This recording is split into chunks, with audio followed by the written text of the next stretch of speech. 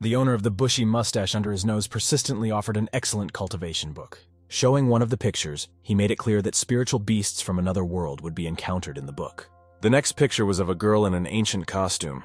Turning the page, the man proudly poked his finger at the image of a girl in fancy garb, and spoke of the presence of beast girls in the book. What kind of beastie girls are there, though? The man assured me there was a whole bestiary of beauties. The young man confusedly said that he didn't need all this.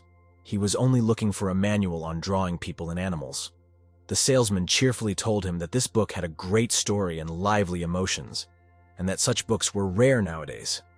He added that everyone who took the book to read was invariably very satisfied. The young man pretended he was completely uninterested in the whole thing and snickered, interjecting about the collection of beast girls.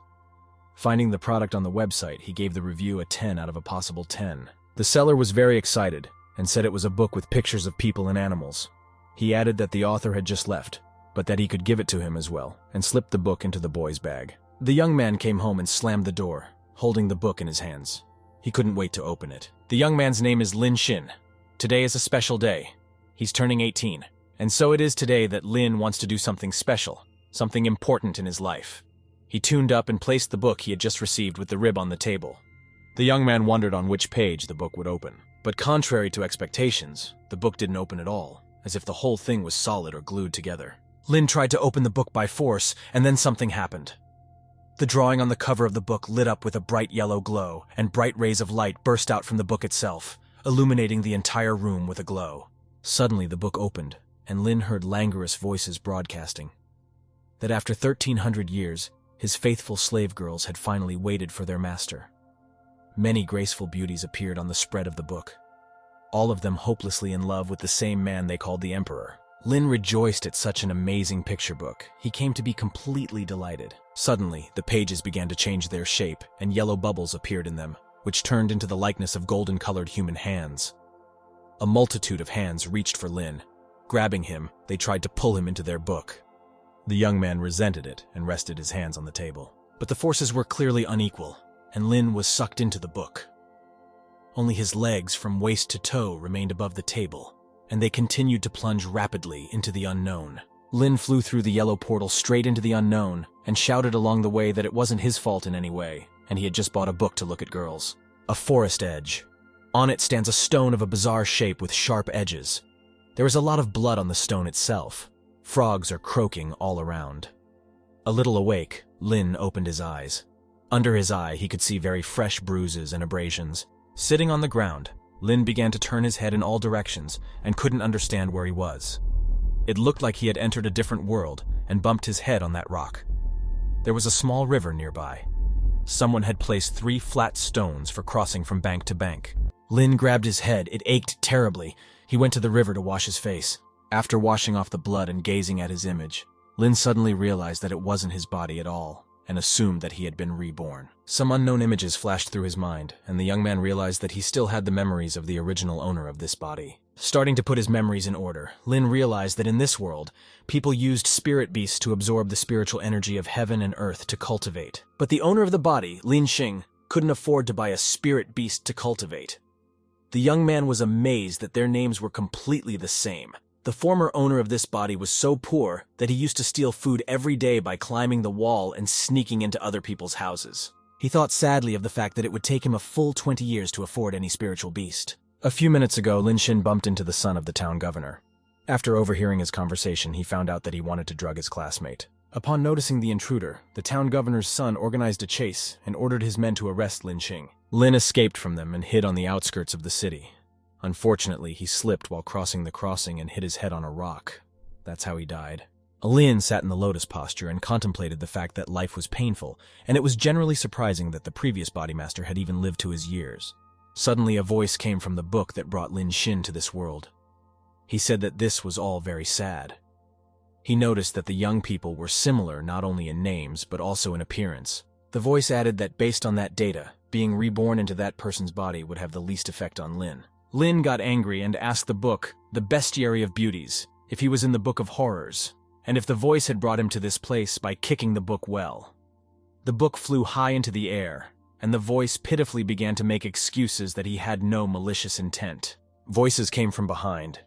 The young master's servants were rejoicing that they had found the fugitive. Lin thought that these guys were really persistent. He was afraid that this was the end. The book immediately flew up to him, and the voice assured him that there was no escape from those people, and he had better make a pact with the book.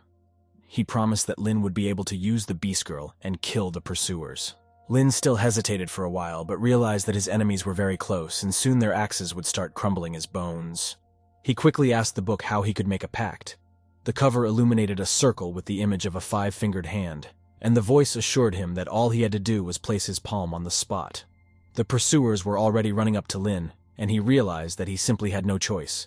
He quickly placed his palm at the designated spot on the cover of the book and felt the book vibrate. The voice solemnly announced that Lin Shin had made a pact with the immortal sacred body, and the contract was signed. One of the pursuers shouted that they should chop him down, and they started throwing their axes at Lin.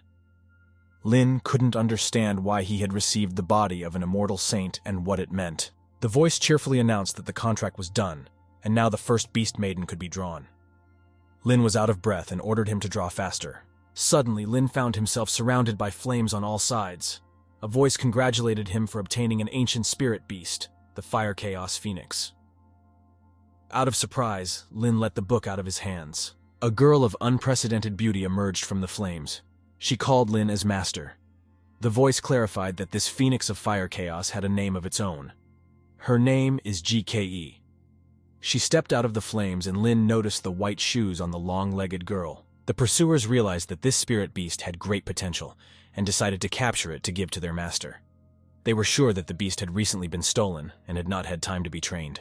The fire beast himself covered his eyes, adapting to his new surroundings. After complaining about a lot of noise, G rushed into the center of the enemies and simply scattered them in different directions. Lin sat back and watched the girl's actions. He saw that G had dealt with all of them in one blow and realized that she was unusually strong. One of the enemies managed to get up and ran wherever he was looking, crying out for help. G leaned over to Lin and said that she had finally waited for him. Lin himself was a little scared of his beast, stepped back and offered to finish off anyone chasing him first. G languidly said that they would talk about that a little later, and leaned even lower towards him.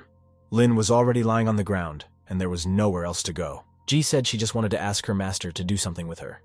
She hinted that with the arrival of spring, the birds were actively breeding. And besides, her master didn't even realize how good-looking G was.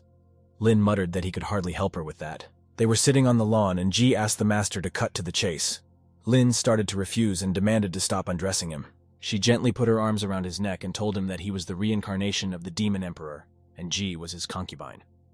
She said that the demon race was in danger and needed Lin to take charge of the situation. The young man asked her to stop and asked how he could be a demon lord while being an ordinary human.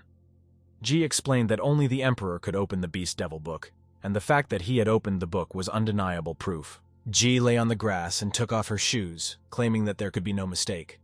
Or does Lin think that she is not worthy of the emperor's favor? Wisdom and lust were tearing his mind in two. Wisdom convinced Lin that he didn't need it at all, but desire took over and he proved to himself that it was a gift, so why not accept it? He should just keep going and everything would work out. Finally making up his mind, he jumped up and invited the girl to begin the lovemaking. G knocked him down and started hugging him passionately. Lin Yu liked it very much, but she was overly insistent, and the guy asked her to be a little more gentle. After a moment's hesitation, he told her that it was his first time. But no sooner had Lin finished his sentence than the book flew into the air and G was dragged there. A voice told the young man that now was not the time for that. Lin resented it and almost tore the book to pieces out of anger. He said that he had almost succeeded and the voice had ruined his fun. The voice asked him to let him go because he had saved Lin's life. Lin began to poke his finger hard at the book and said that he would poke at the voice until it died. The voice was indignant and yelped in pain. He explained that the source of all power in this world is called energy. The human race uses spirit beasts to absorb the energy of heaven and earth and further transform it into true ki. An immortal body could absorb energy anywhere and anytime without needing beasts. You can also take turns transferring energy to the zoo girls through intercourse. The voice told Lin that he had just arrived in this world, so his reserves were almost at zero. And spirit beasts have a much higher energy demand than his current energy absorption rate. And with the energy exchange now, Lin would simply die from exhaustion. The young man finally began to understand what the voice was getting at. He realized that he had to store energy during the day and give it away at night. He was angry that he hadn't known this before, and angrily asked the voice why he hadn't told it right away. Lin started asking various questions nonstop, such as what the demon clan was and what the voice itself was. The voice asked him not to ask questions so quickly and promised to tell him something. The voice said that the demon emperor had passed away last winter. The races of humans and monsters raided the demon capital and many demons were killed. To protect the demonic bloodline, the demon empress sealed the 15 strongest beast girls in the book's body. The voice was sent to Earth to open a portal between 2 dimensions. He was tasked with waiting for the reincarnated demon emperor to return. The voice added that Lin should breed with 15 beast maidens and revive the demon race. Shin was a little upset with his status. He was swayed by the fact that the demon emperor was being used as an ordinary male for mating. His voice tried to calm him down and assured him that all of these beast maidens had been carefully selected by the empress. He explained that each of them is a new experience. Among them are not only chickens, foxes, and rabbits, but also tigers, bears, lizards. Lin immediately interrupted him and shouted that no one would ever get up on a lizard at all. He said that both humans and monsters consider demons to be the main problem, and once Lin shows them his face, they will surely hack him to death. The young man said that it was too dangerous for him and he refused. The book changed the color of the pages to yellow with a reddish tint, and the voice said it was too late to renege on the contract. The color of the pages turned scarlet, and the voice warned Lin that he should not refuse to cooperate. Otherwise, it would simply let them eat Lin alive. The frightened young man asked the book if the voice was a devil in the flesh. Lin summarized the results. From the looks of it, he had to listen to the voice and follow its orders, or else Lin wouldn't be able to survive, and the beast maiden could easily finish him off. As he talked himself down, the young man said that Phoenix looked pretty good and would be much calmer with her. Lin was a little puzzled that he would have to work hard every night. A young man was walking through the meadow and asked why he couldn't feel anything, even though he was absorbing energy all the time. The voice replied that Lin would understand everything by himself when he got into a fight. Lin perplexedly interrogated the voice. Before this, he hadn't even thought about a possible fight. At that moment, something lifted him into the air, and just in time, the sword flew at his feet and clattered into the wood. Liu Dadiao, the son of the town governor, smirked and asked Lin how it was that he could dodge his attacks and admitted that he had underestimated him. His companion called the young man a thief and demanded to show his beast to Mr. Liu. His own tiger was waiting right there. Lin was frightened. He wished Phoenix had killed them then. Now they were back with their master. Ji raised her voice from the book and shouted that if they so much as laid a finger on her master, she would incinerate them all. But the voice was of a different opinion. He said that Lin should fight this battle himself to feel his strength. Lin tried to protest. He honestly admitted that he had not won a single battle since childhood. Liu turned his tiger on the young man. His companion stood nearby and hooted that he was definitely lost now and that he didn't deserve such a spiritual beast. Lin dodged the tiger's jump and prepared for the spirit beast's next attack. He asked everyone to shut up and suggested that Tiger try his fist to the touch. A girl in a pink dress was making her way through the thicket. She said she saw them just coming this way. There was some kind of creature sitting on her shoulder. She wondered where everyone had disappeared to. Lin looked in surprise at the stricken tiger, who was lying fainted under a fallen tree nearby, and thought that perhaps this was the force. A voice cheerfully confirmed his guess and said that it was the result of 1 hour of energy absorption. Suddenly, a snake came out of nowhere and tightly wrapped around his wrist, and Lin could barely move his fingers. While he was trying to figure out where the snake came from, the same snake wrapped around his other wrist.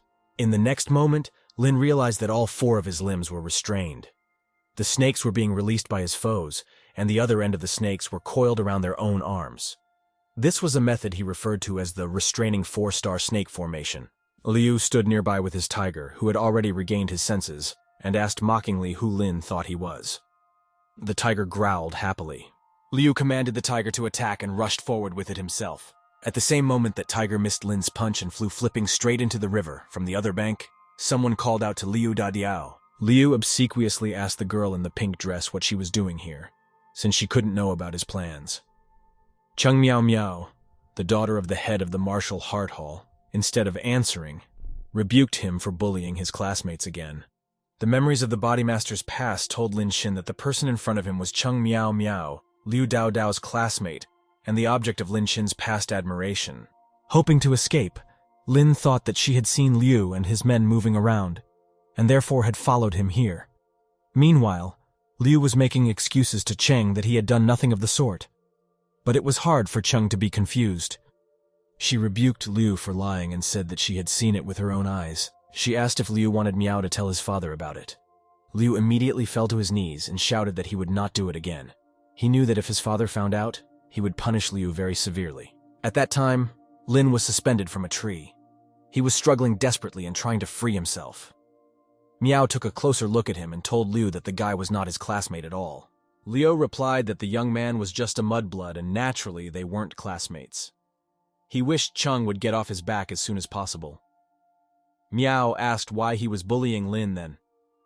The young man was being stretched by his arms in different directions at this moment. Lin dared to raise his voice and shouted that Liu was simply not as good as him and was trying to hound the young man to maintain his authority.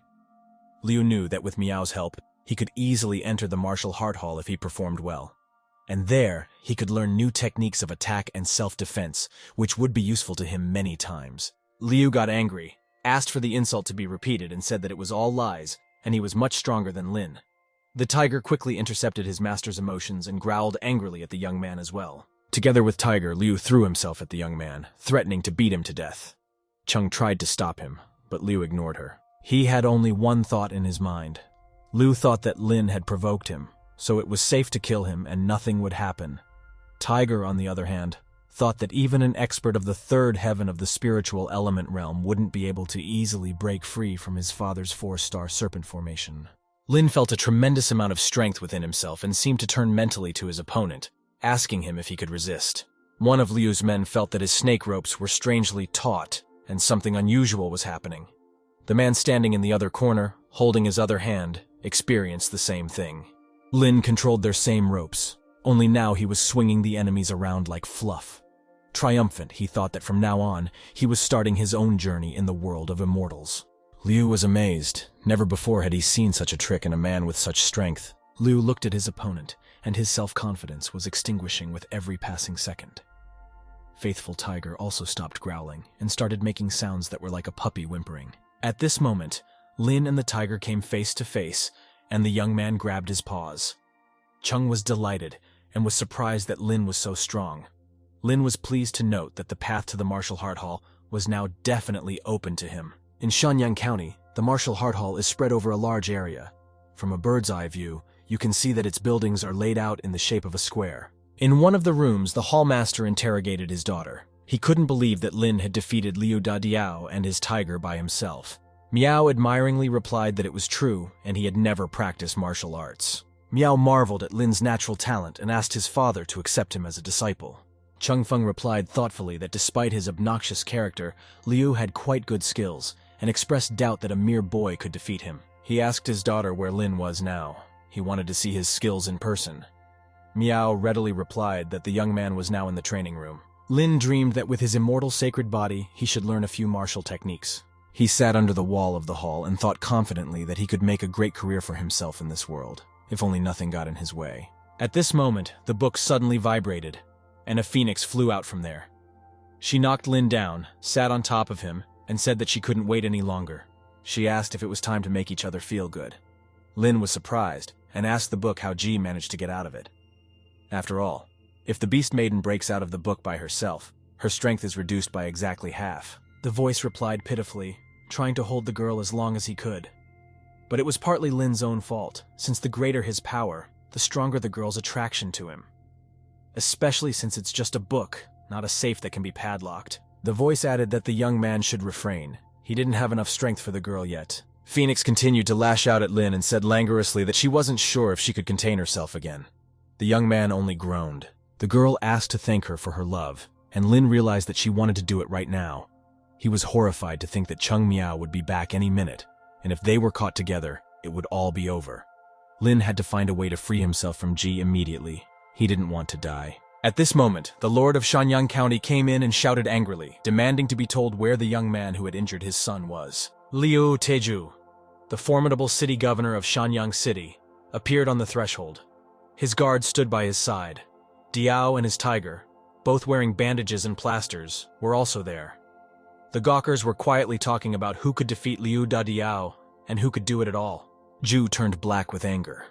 The crowd continued to talk softly that it was impossible since Diao was one of the best in their school.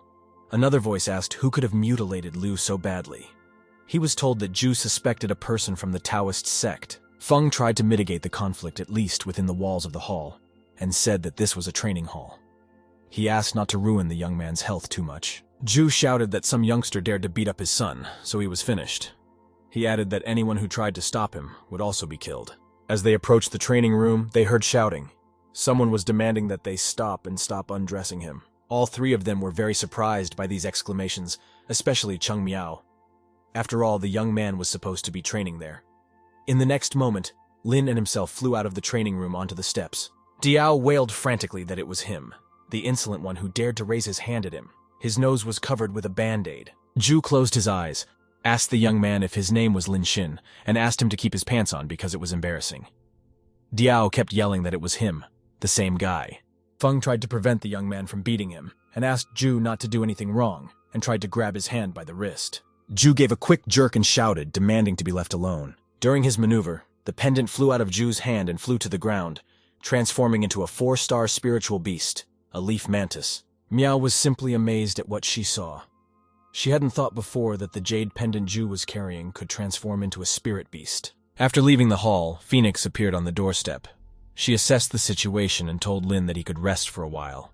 She would deal with the mantis herself. Ju quickly changed from anger to mercy and was glad that he had come to the right place. He asked if the young man really had his own spirit beast. A murmur was heard in the crowd.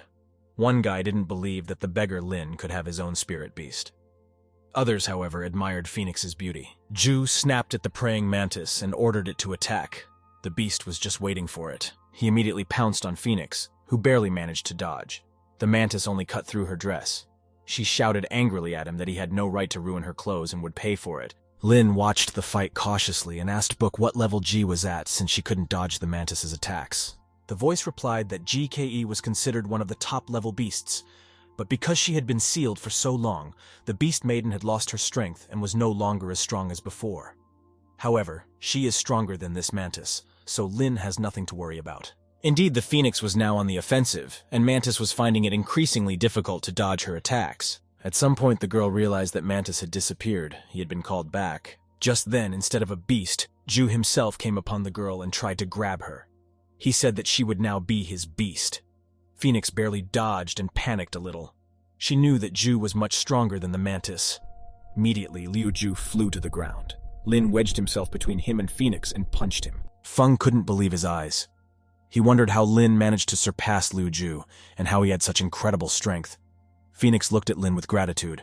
The young man put his arm around Phoenix's shoulders and firmly told everyone present that the girl was his spirit beast, and no one would be able to take her away. Ji understood his words in his own way and took them as the Emperor's declaration of love. Ju admitted that he usually doesn't kill weaklings, but after all, Lin has a high-class beast. So let the young man give him the beast, and then Liu will spare him. Lin estimated that he had used about 20% of his energy, and had 80% left in reserve. He showed Ju the famous gesture symbolizing rejection, and told him to try to take the phoenix by force. Lin thought that this way he could find out what Ju was capable of. Miao was seriously scared for Lin, and asked Feng to help him, because Ju had a cultivation base at the 3rd level of the Chenyuan Heavenly Realm, and no one but Master Chung would be able to stop him. Feng asked her to be quiet and said that he was already thinking about it. Master Chen thought about the fact that Lin Xin had already done too many incredible things. He could really stand up to Ju. Liu Ju decided not to play much with the boy, but to immediately finish him off in one fell swoop, so he summoned the Heavenly Thunder Fists of Destruction. Feng Chung heard this and turned pale. This was a very formidable weapon. Ju himself turned into a fiery yellow-colored beast man and informed the young man that no one could dodge such a blow, and Ling was given the great honor of dying at the hands of the Hail Ruler Ju. Feng shouted, "Was Liu crazy to use such a technique on a child?" He scattered, jumped, and rushed to the young man's aid. Lin watched Ju rapidly approaching him and realized that he himself would most likely be able to dodge, but Phoenix, who was standing next to him, would be hurt, and that was something he could not allow to happen. He prepared for the maneuver. The frightened Phoenix asked Lin to be more careful. Feng didn't have time to intervene in the fight, and only punched the air instead of his opponent. Lin took the blow and flew into the training room. There was a gaping hole in the wall. Lin lay in the debris from the wall. He was covered in abrasions and scratches, but alive. Ju looked at Lin and said gloatingly that he was strong. They faced each other, and the young man managed to force Liu to retreat. But now he wouldn't let him live. Diao cheered behind his back and asked his father to teach Lin a proper lesson. Phoenix saw the Emperor and excitedly ran up to him. Chung Miao ran in through the breach in the wall. She was also greatly worried about the young man. The dust cloud slowly dissipated, and the girls were surprised to see that Lin was alive. There were fresh wounds on his head and arms. Lin yelled that he was in pain and his arm was dislocated. Phoenix immediately jumped for joy on his neck and told him that he had scared the crap out of her. Miao seemed to be getting jealous. She gave him a disapproving look. Master Chung was astonished. He knew that no mortal could have survived such a powerful blow, and yet the young man was standing on his feet and flirting with the beauty. Liu Ju's minions froze in silence. His entourage was no longer smiling. Ju himself was furious. This brat dared to humiliate him, Mr. Liu, the most popular man in Shanyang County. His mouth began to open slowly and twist in a horrible grimace. Curses and threats were going to come out of it. Contrary to the expectations of those present, Liu Ju suddenly laughed and shouted that Lin represented a true talent, and henceforth he could study hard in the Taoist sect. Ju began to cartwheel to the side, and once he was near Lin, picked him up and dragged him behind him. He said he would pay for the young man's tuition and fees and asked Cheng if he agreed. Master Feng said it was an excellent offer. Diao ran up and started yelling that Lin had beaten him up, and Ju couldn't let the guy go with impunity. Ju twisted around and kicked Diao, shouting to him that it was no big deal, just Lin's fists scratching once. Chung said he was entrusting the young man into Ju's hands, asked him to take care of him, and said goodbye. Liu smiled and replied that he would do his best and invited Master Chung to visit him when he had some free time. Chen Miao asked her father what made Ju change his mind, as he is known in the neighborhood for his cowardice. Feng replied that Liu was able to achieve the position of city lord through more than brute force, and he realizes that Lin's presence is of great importance to Sanyang City at this stage. Lin was frightened by Phoenix's lustful smile and demanded not to look at him like a wolf at a sheep. Ji took offense and said she hadn't done anything wrong yet. Master Chen and Lin were sitting in Feng's living room, conversing over a cup of tea in a sedate manner. Feng asked the young man to tell him how he came to have a spirit beast. Lin evasively said that it was too complicated a topic, and he would refrain from answering. Chen reassured him that they would close the topic at this point, and asked the young man if he knew the real reason why Ju had suddenly changed his attitude towards him. Lin admitted that he also found this very strange and assumed that he liked Ju. Feng said that Ju wasn't friends with anyone but himself. Suddenly he realized he had said it out loud, turned pale, said he was just joking, and asked the young man not to take it seriously. Feng began to unfold the map and said that he called the young man over to talk about the 6 counties martial duel. Chen said that there are 6 counties in Kanshan Prefecture, and they all compete with each other for supremacy and glory. The most important event is the martial arts competition of the 6 counties, which is held every 3 years. The master added that the competition would be held next month, but since Sanyang County had the smallest population, it always ranked last. It was only Lin's appearance that gave them hope of winning this year. Lin now understood why Chen was pushing so hard for him to participate in the tournament and told him so. Feng confirmed his hunch and said that the district would be represented by a 3-man team, and if Lin won the tournament, he would be a resounding success. Pouring tea, Chen said that the whole district would be proud of him. Lin asked to cut to the chase and asked what rewards and benefits he would get if he joined the team. This caught Chen by surprise, and he thought that the youth of today were not so easily fooled. The master found a way out of it and said that he would talk to the Lord about it and give an answer tomorrow. Lin was walking down an evening city street, with the book moving through the air beside him. The voice convinced Lin that he should participate anyway, even if he received nothing in return. The young man asked it not to persuade him anymore. He knew Chen just wanted to make him work for them. The voice said that it was a great way to improve his abilities on the battlefield. Lin replied that it was not at all necessary for him to participate. Besides, he could slowly increase his cultivation, and he wouldn't have to work on reviving the demon race. Book took this as a personal offense. A voice immediately shouted at Lin for pissing him off, and something threw the young man straight into the wall, breaking the wall. Lin began to carefully climb out of there and make excuses that he was just kidding. It was quite difficult to do so. The young man was up to his neck in the wall. There was dust all around. When the cloud of dust dissipated, Lin realized that he was in Chung Miao's bathroom. Everything around him was fragrant with colors. Lin tried to explain that it was all a misunderstanding, and he got here because of the book that pushed him. He couldn't look at Miao's big thighs in peace and admired her fervor. Chen was furious. She couldn't believe that Lin had turned out to be such an unscrupulous person. The voice, meanwhile, reminded Lin that only he could see the book. The young man realized what a terrible situation he was in, and shouted that it was all nonsense. Miao covered herself with a towel and shouted that he had no right to barge in on her. She asked her 4-star beast, Xiao Wu, to catch that pervert, and Medusa happily threw herself at Lin. She began to quickly attack him with an endless stream of water, which turned into ice on the fly. Lin realized that he was in trouble and began to flee from the freezing cold. But Medusa was faster, and Lin felt himself getting covered in frost. He shouted and asked Ji to find shelter quickly. Taking the Emperor by the hand, Phoenix rushed towards the exit at full speed. In the fresh air, Lin shook in chills and thought that if it wasn't for Phoenix, he would have been frozen alive by now. He told Ji that it was too cruel. She languidly replied that she would very much like to warm her master who was freezing. Lin hastily replied that there was no need to bother. He was already warm. Chen Miao appeared on the horizon.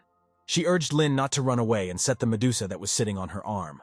Wu was eagerly spewing torrents of ice. Lin said that there was nothing wrong with him accidentally seeing her naked body. Phoenix turned to Linya and told him that she would arrange everything, if only he wanted to look at the naked beauties. The young man replied that now was not the time to talk about it, and jumped between her and the stream of ice, aiming to slam into Phoenix's back. Immediately he wailed that he was very cold, and Phoenix looked at him warmly.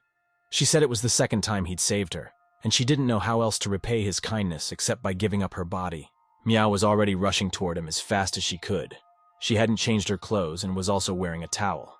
Chen squealed that she had underestimated him and would correct her mistake now. The girl didn't look under her feet and accidentally flew into a puddle left by her pet Wu. Slipping and losing her balance, the girl immediately she fell on her back. The towel flew off her body, revealing all of her charms to the unsuspecting Lin. The young man instantly tensed up and became inflamed with desire for Miao lying in all her glory. The girl instantly covered herself with a towel and asked Lin in tears if he had seen everything. Smiling, Lin replied that he didn't see anything.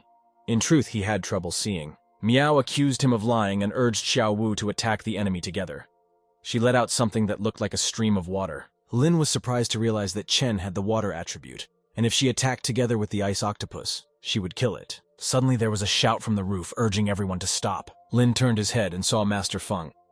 He asked his daughter if she was trying to destroy the school. Holding the towel with one hand and pointing at Lin with the other, Miao stated that he was a pervert and they couldn't just leave him without punishment. Master Chen assured his daughter that he had seen everything, and she need not worry.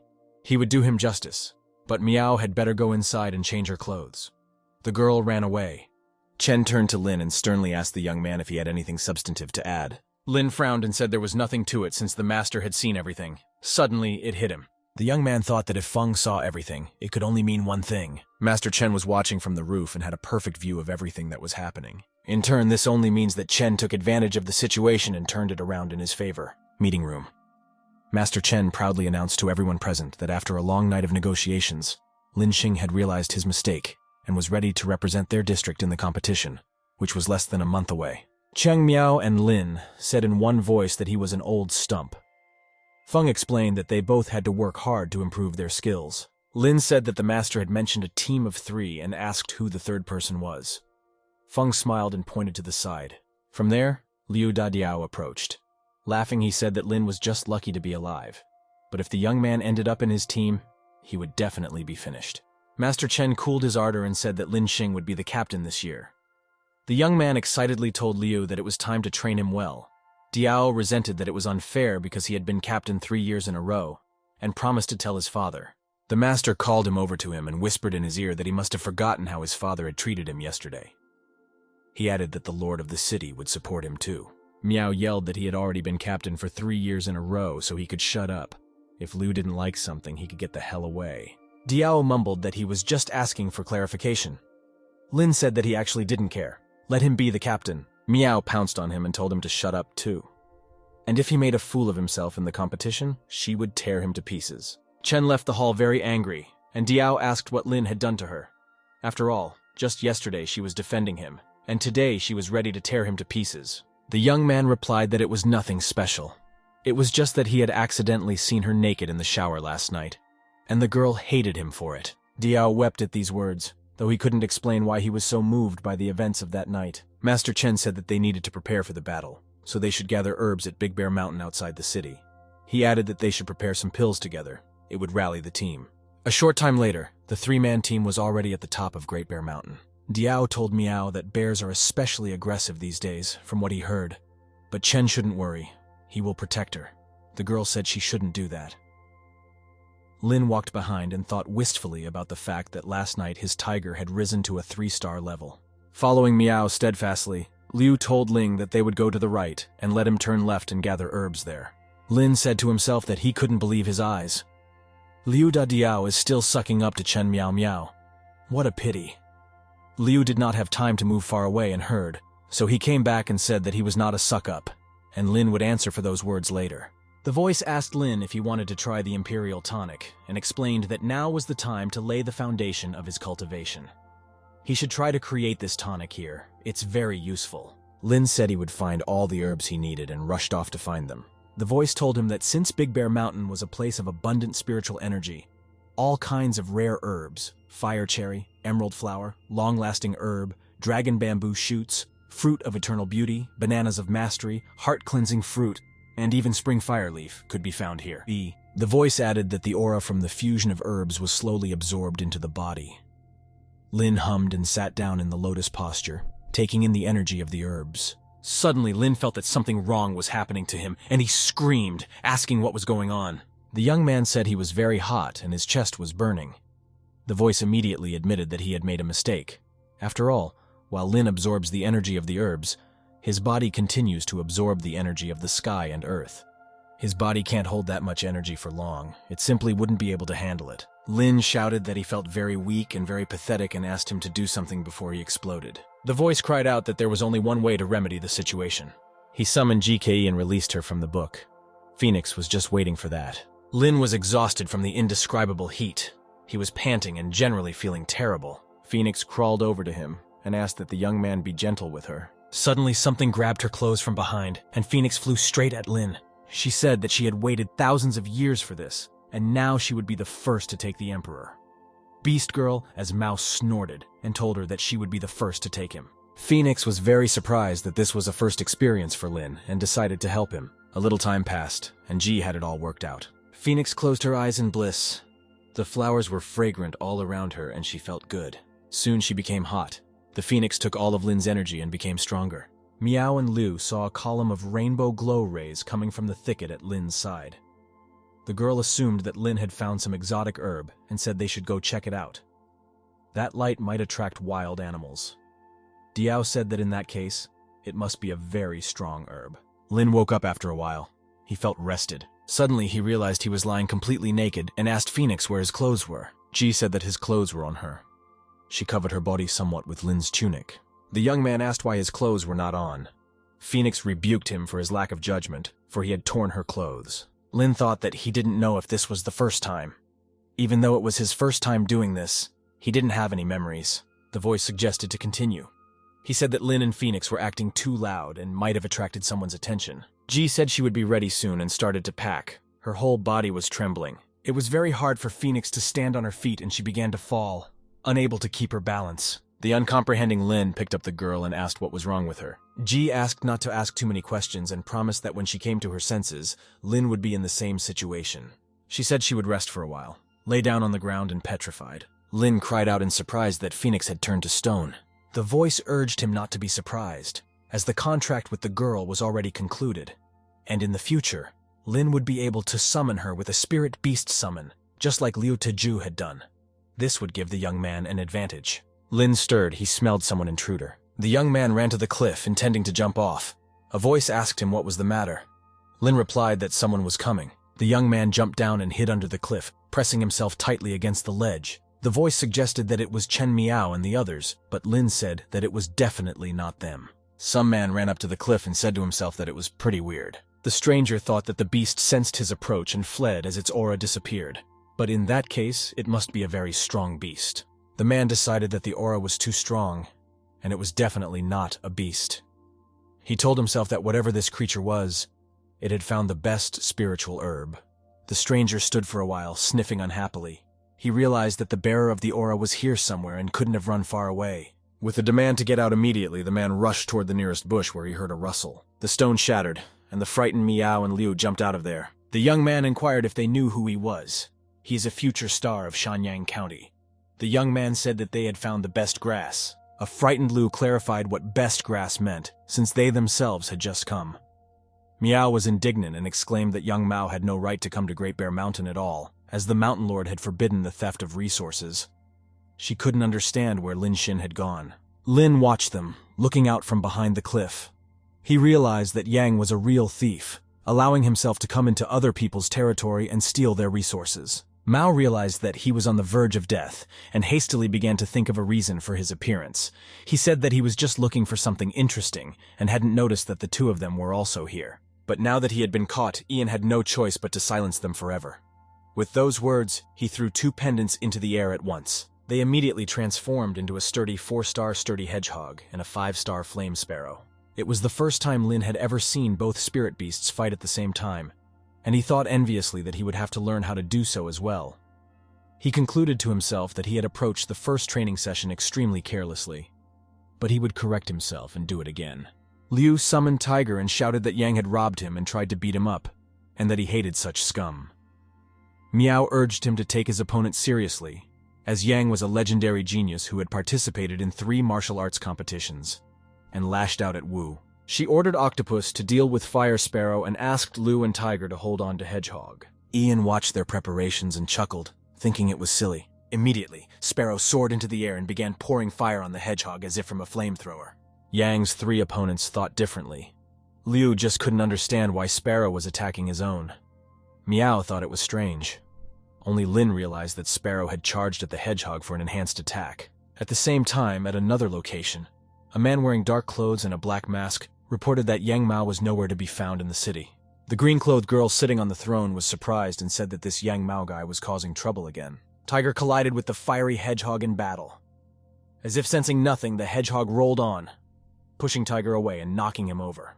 Liu grabbed Miao's sleeve in panic, realizing that the Hedgehog was rolling right at them, and Chen lowered her Octopus. A little short of his target, Octopus released the most diffuse stream of ice possible, but immediately, he realized that the water reached the Hedgehog and reflected off his hull, freezing him. The Hedgehog now turned into a ball of blazing sunshine and turned all of Octopus's power against him.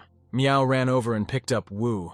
She couldn't believe that Yan had used heat to enhance the Hedgehog's piercing power, and was surprised that the Octopus's ice attribute couldn't withstand it. Ian stood nearby and laughed at them.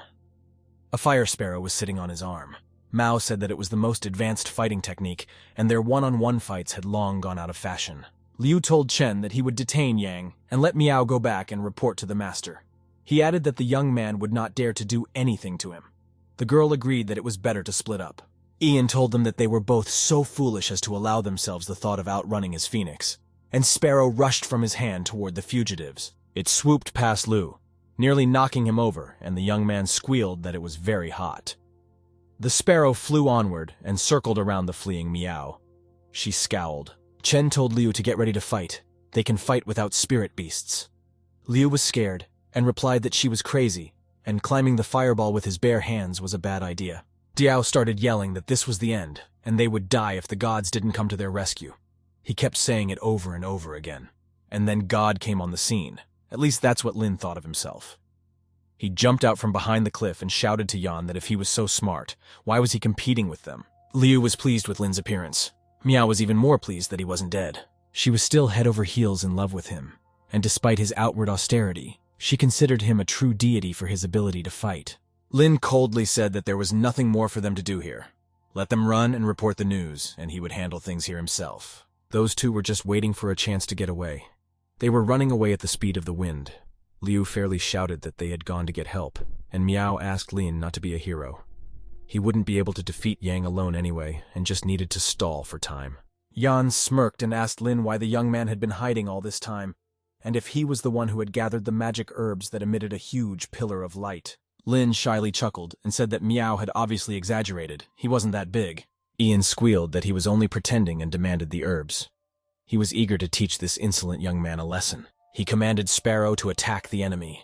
At the same time, the Hedgehog also rushed out of his seat. Lin didn't like it. 2 opponents against 1 was too much, and he knew he would have to work up a sweat. Lin assured GK that they could handle it too, and smirked, thinking that now they would find out who was stronger. And then Phoenix appeared. She stood up to her full height. She held a firebird in both hands. Ian was very surprised that such a brat had a spirit beast at all. Considering that a disciple of such a low school has a bright spiritual beast, it should simply become Yang's property. Mao took out a special bracelet with a detection crystal. He leisurely tuned it, trying to determine the strength of the beast. The result exceeded his expectations. Ian was surprised to realize that the young man had an 8-star phoenix.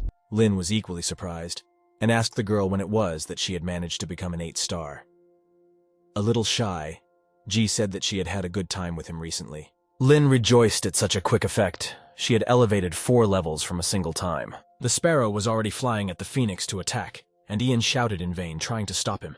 Phoenix straightened up and asked Sparrow how such a weak spirit beast like him dared to stand in her way.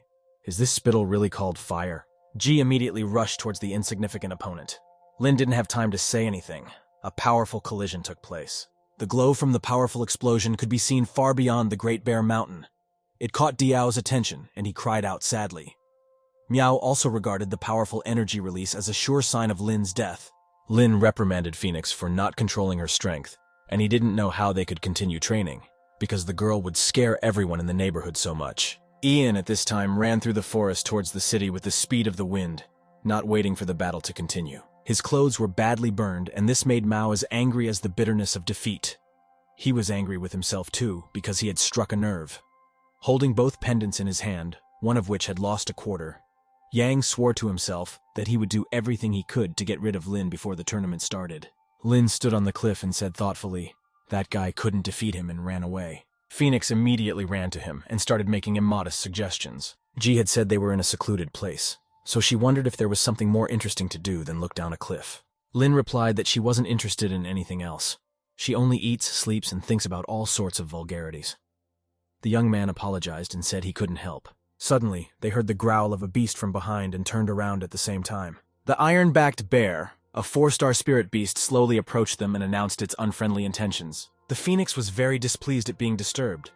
Instantly constructing a large fireball of fiery pentagonal segments, Ji shouted that the tone was very bad bear. She raised the balloon above her head with both hands, swung around, and threw it straight at the bear. To Lin's utter surprise, the ball only angered the bear and didn't even scratch it. The young man immediately asked the book how it was possible that there was no trace of the fireball on the bear. The voice told him that bears with iron backs were an attribute of the earth, so only attacks with wood or ice would have a significant effect. Lin said that Ji could roast him, but it would be technically very difficult to do so. And by doing so, he would only waste the phoenix's strength. The voice told him not to worry, for Bear had a weak spot in the lowest part of his back. One blow to the last vertebra in his back could take his life. Dodging the bear's attack, Lin asked incredulously, was it really that easy? Liu Dadiao had told him that the iron-backed bear was very difficult to defeat. The voice explained to him that the iron-backed bear used to be a patrolling beast of the demon capital, and such a weakness is known only to him alone. Lin rejoiced. This explanation suited him fine, and he asked Ji to draw the bear's attention to himself. Phoenix immediately summoned a rain of fire, and fireballs flew at the bear, who was chasing after the young man who was running away. The enraged bear began to slowly turn toward the new source of irritation. Now a rain of fireballs began to drum on his muzzle. Lin, who had been watching, performed the maneuver and realized that the very decisive moment had arrived. With all speed, the young man raced after Bear and stuck his fingers below his back. With a howl of pain, he breathed his last breath and died. Lin was amazed that he had dealt with a powerful opponent so easily. A voice told him that knowledge was power. Phoenix jumped into her fist with laughter. Soon their joy at defeating the enemy faded. Dozens of the same bears were coming at them from behind the trees. The voice told Linyu that now they would get rich very quickly. They both laughed. Chen Miao flew into the living room and shouted from the doorstep that while Master was sitting and drinking tea, her own team was in great danger. Feng leisurely sipped his tea and informed her that Yang Mo was not exactly an ordinary person. Miao and Liu arrived at the city manager's residence to report. Zhu sat on the throne and told the arrivals that Yang had been promoted to deputy city chief of Huaiwu County 2 months ago. He looked them over and asked if they understood what this meant. Miao explained what she knew. The deputy head of the city is appointed by the boss of the government personally. Zhu told them that he was going there now for an interview with the headmaster. But if he went there right now, he and the headmaster would quarrel and Zhu's future would be ruined. Miao was very worried about Lin's fate, and the town leader said that he had already sent his men to scout. He added that they had 3 options for how things would unfold. 1. Lin Xin was defeated and killed before the tournament started. 2. Lin Xin was killed, so Zhu can go to the landlord and ask him for a favor since the landlord can't protect him openly. The 3rd option is the most attractive. If Lin wins, no one will dare to approach their district anymore. So it's in their best interest to win. Diao told his father that the Lord might not spare them if Lin won. Zhu laughed and replied that he had thought of everything. Zhu said that 3 years ago, The Lord had asked him to prepare 100 iron-backed bears to present them to the emperor as defenders of the city. Liu hinted to his son, in a few years, the Great Bear Mountain had bred almost the right number of bears. He said he would offer them to the Lord and he would reward him. Zhu laughed that they would be in an advantageous position either way. Diao laughed with him and praised his father's cunning. Miao got angry and exclaimed that she would personally pray for Lin, who had saved her life. From across the threshold, a man in a green suit and green eye patch shouted a report, and Zhu cheerfully said that his spies from Big Bear Mountain had returned. The scout quickly approached the town leader and began whispering something in his ear. Zhu portrayed real joy on his face that Lin had won and said that he hadn't doubted him for a minute. Liu asked to catch a bear and send it to the Lord. The spy replied that every single bear on Big Bear Mountain had been caught by Lin, and not a single one was left alive. This news just killed Mayor Zhu. He began to panic, for Lin had broken all his plans. Town manager Zhu lay there and groaned. The gathered luminaries concluded that he was in a state of shock and frustration.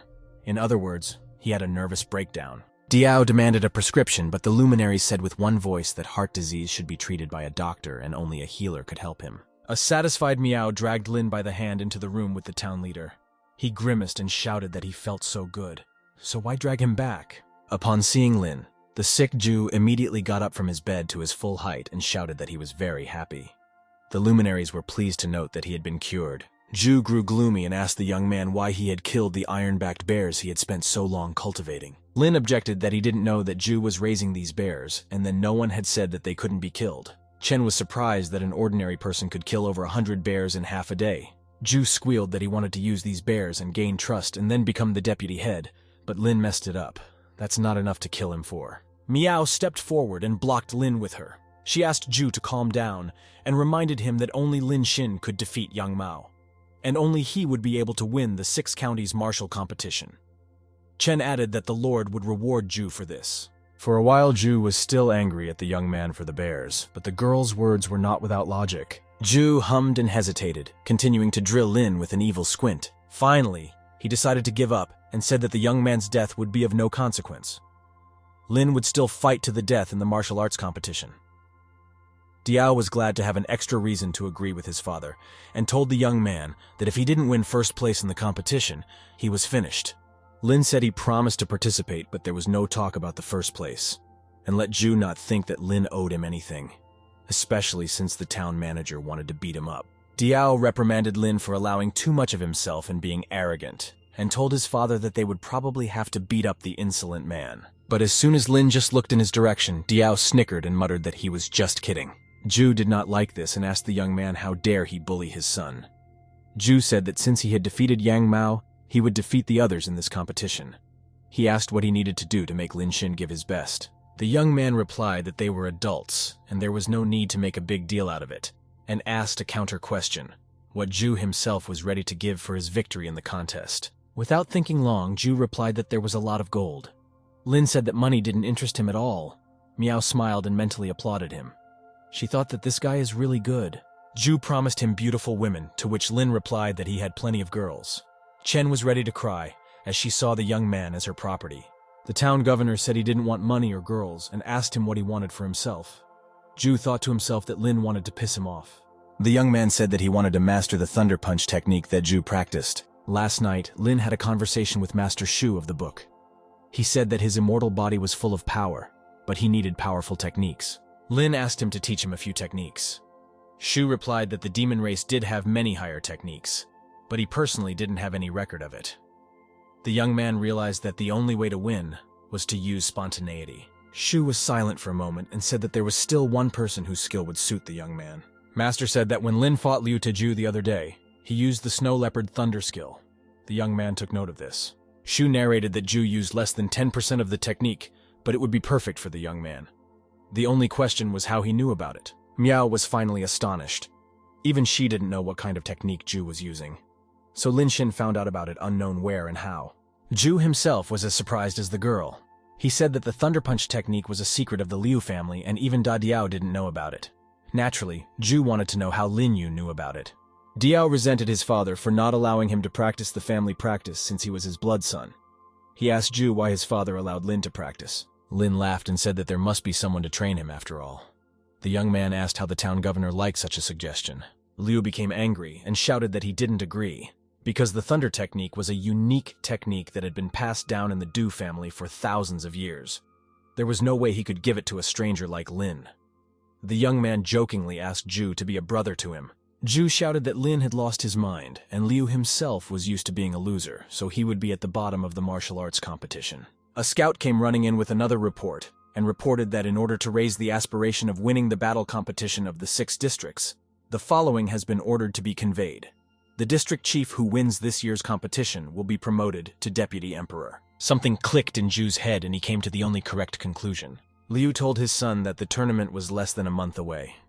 Diao excitedly said that he could not worry and passed the Thunder Punch technique to him specifically, and Diao would win the champion.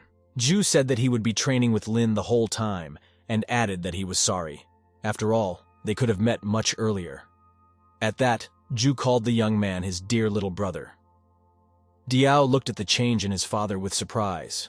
Diao was offended at the world and was now sitting with his back turned to everyone in the corner. Miao noticed that Diao was not in a good mood, by the looks of it. Lin told her that he had said those words in haste. He would never have thought that he and Liu Teju could really become friends. Chen jumped up and walked over to Diao. She told him that it was already time to practice and they had very little time. Liu didn't even want to turn towards them.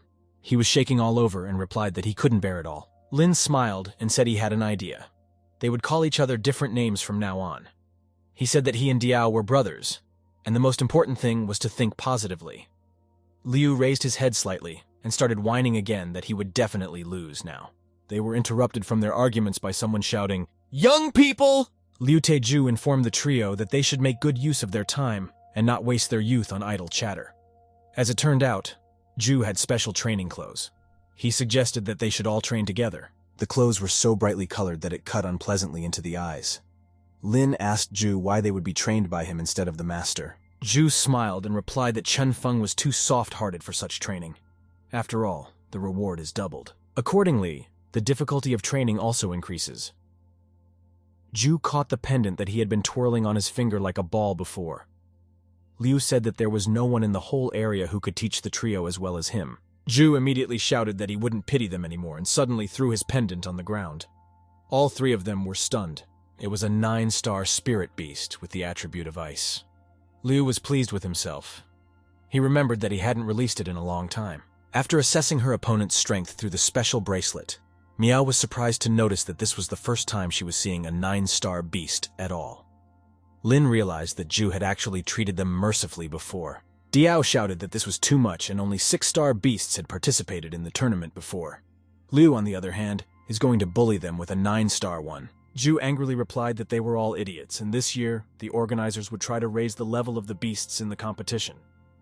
And there would be a lot of 9-star beasts, so they wouldn't even be able to win easily. Ju lowered his ice tiger and ordered it to attack the guys. The tiger made a quick attack with a single leap. They flew off in different directions, unable to withstand the onslaught. Miao managed to jump back in time, but the tiger caught up with the girl on the second attempt. After puffing out his breath, Lin said that the lightning attack was something incredible. The electric discharge was still running through his body. Ju laughed that his tiger had defeated them all, and they, a pathetic bunch of weaklings, still hoped to win the championship. The team amicably summoned their beasts, with Diao cowardly placing his tiger at the end. The ice tiger rushed at them, and Miao demanded her octopus to hold him back. The latter released his stream of ice. Tiger Diao rushed at the Electro Tiger, and Chen belatedly remembered that ice conducts electricity. Immediately, Electro Tiger threw an electric discharge that traveled through the octopus's ice stream and hit the girl hard. She screamed in pain. The tiger lunged at his electric kin, was also hit by a strong shock and howled pitifully in pain. Diao got angry and told him to be a man and stop meowing. The tiger hid behind him out of fear. Phoenix summoned a sea of fire and directed it at the ice tiger. Ju smiled and asked to pay special attention to the attributes and levels. A fiery spirit beast couldn't burn a high-star beast with the thunder attribute. Liu said that they were idiots, and he had only wasted his time training them. At this time, his tiger was already unconscious and flying through the sea of fire. He landed at Ju's feet, and the coach froze in bewilderment. Lin appeared out of the flames and explained that fire could not defeat him, but fists could. However, if Ju didn't want to waste any more of his time, he could go. Lin was very eager for knowledge and asked about whether there was a way to combine the efforts of the spirit beast and its master. He added that he almost saw Young Mao use it, but he was scared off by the phoenix, and Lin would like to see it. Ju laughed and said that he was a very funny guy, and for his sake, he would break his ancestors' instructions and tell him about the method of merging man and animal. The Thunder Beast woke up, came up behind him and picked Ju up, hugging him gently. Immediately, Ju stood up to his full height beside his beast. The two seemed to share an aura. Miao was amazed that the town leader had such a strong, thunderous aura. Lin concluded that the fusion of a person and his spirit beast was down to transferring the attributes of the beast into the owner's body.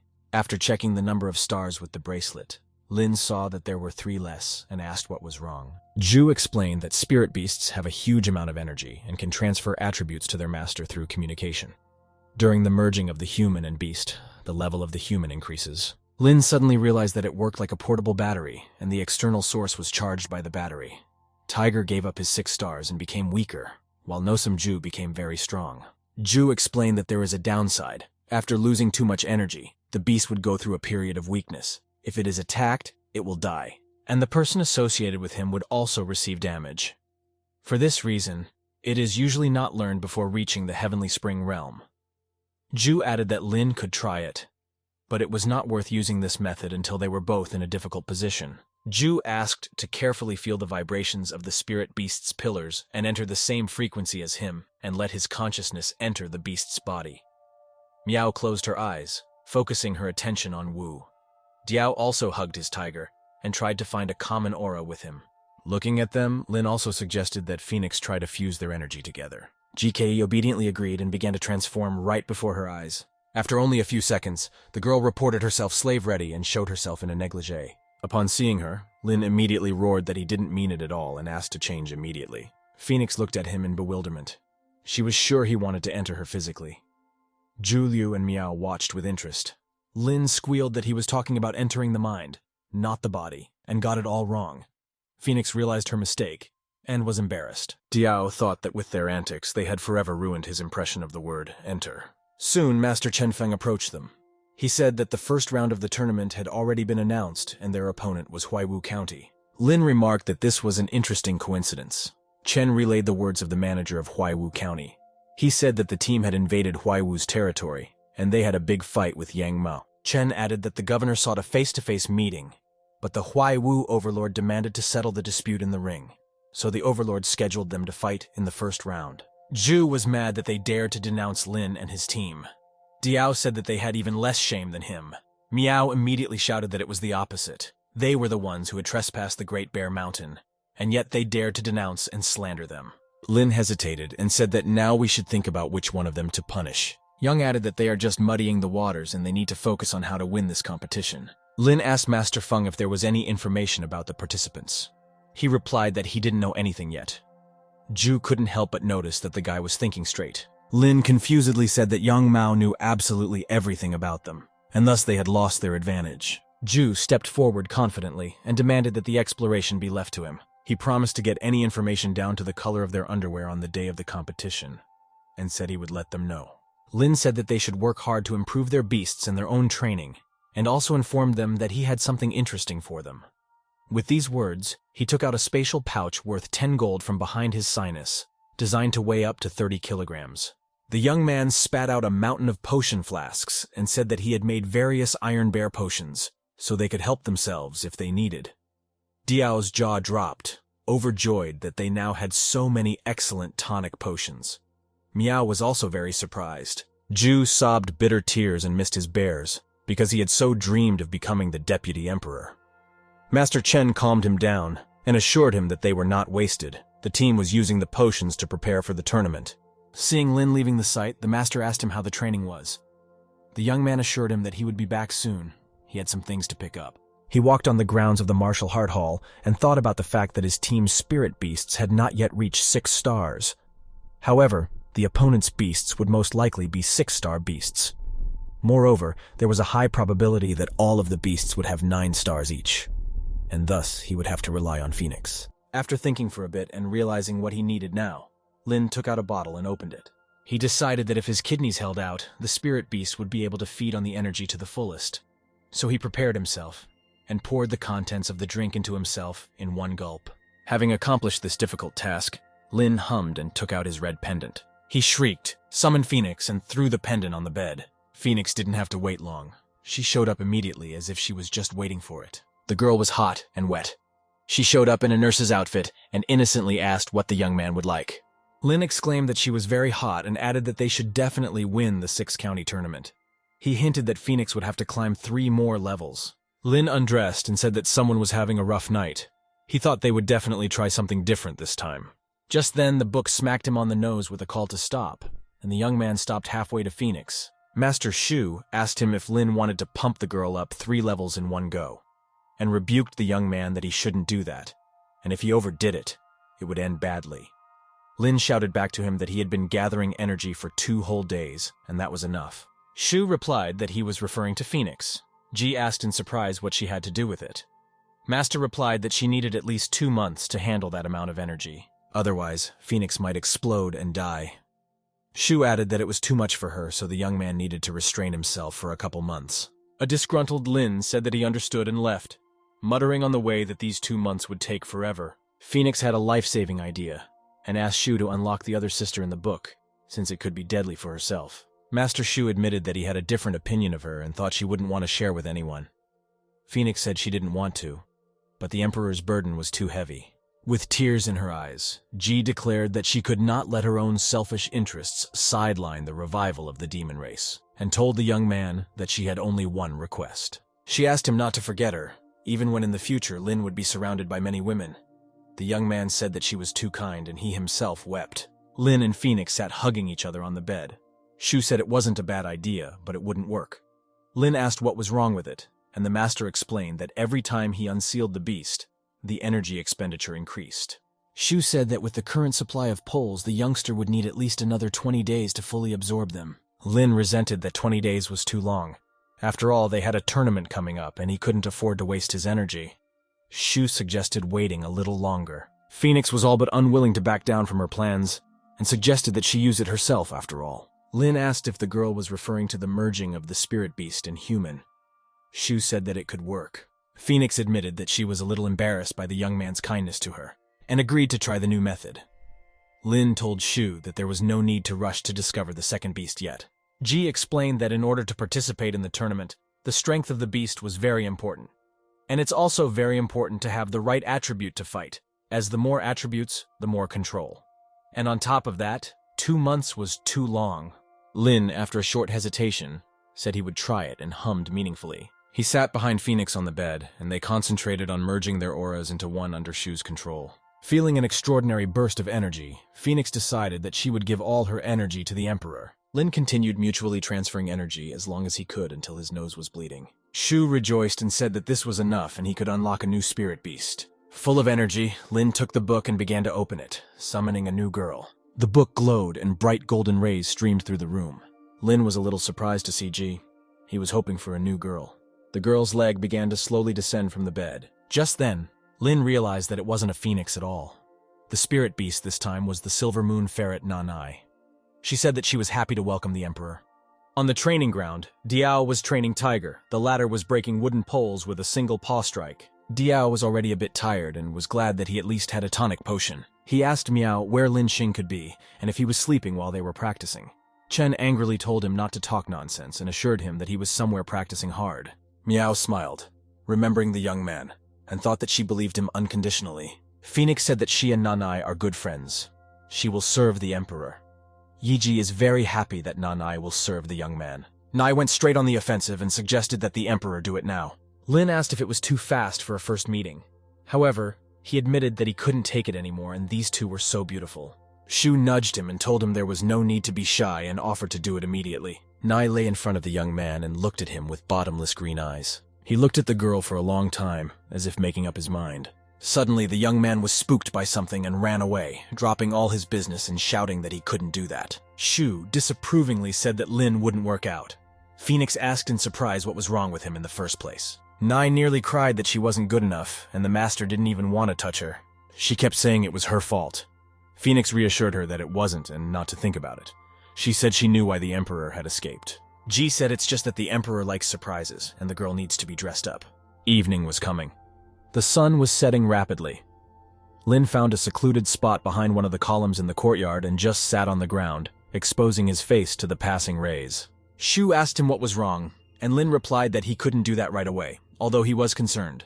The young man said he had to get to know her better, and there was no way he could do that right away. Master Shu said that he was very sorry and did not expect such a principled person.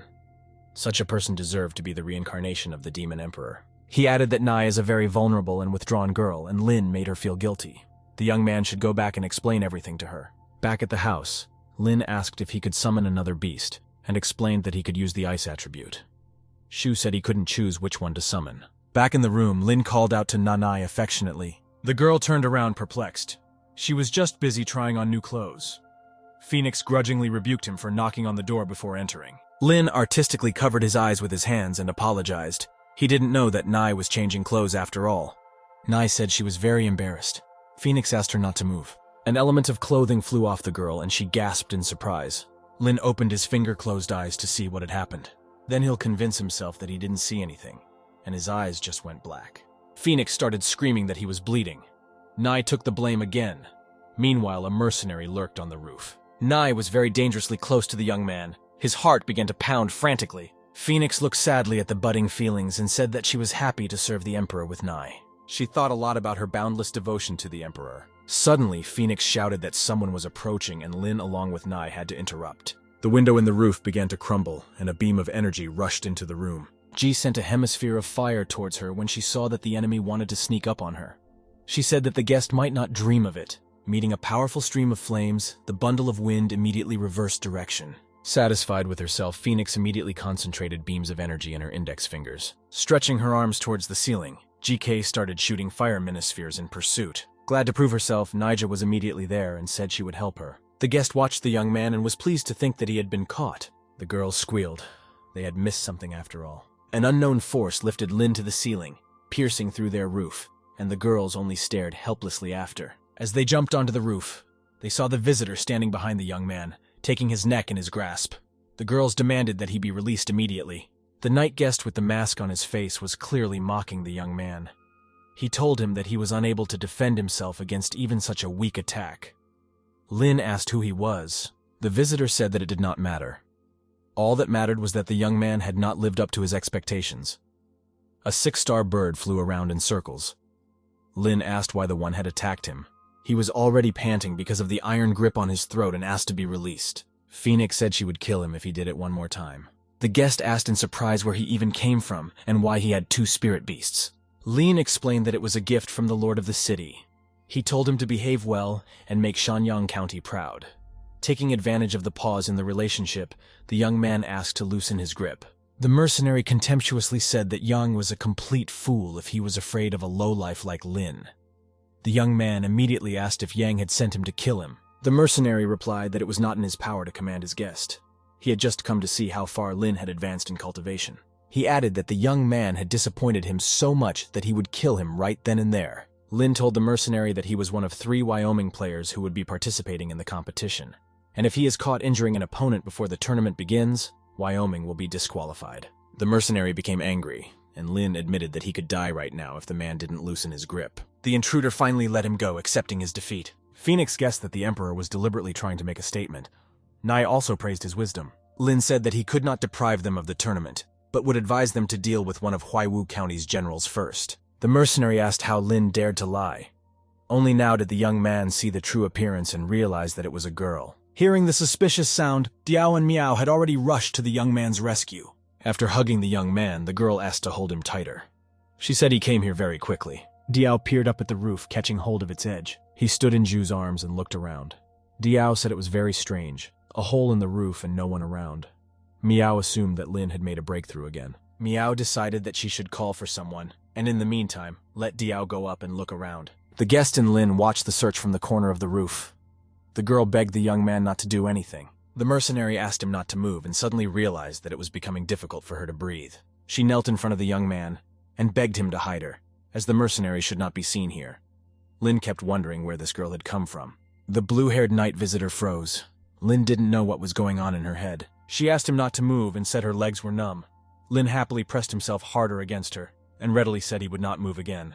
The girl instantly clamped her hand over his mouth and called for silence. Diao said that he heard some sound and suggested that Lin had flown away altogether. At this time, a couple of heroes were right below him.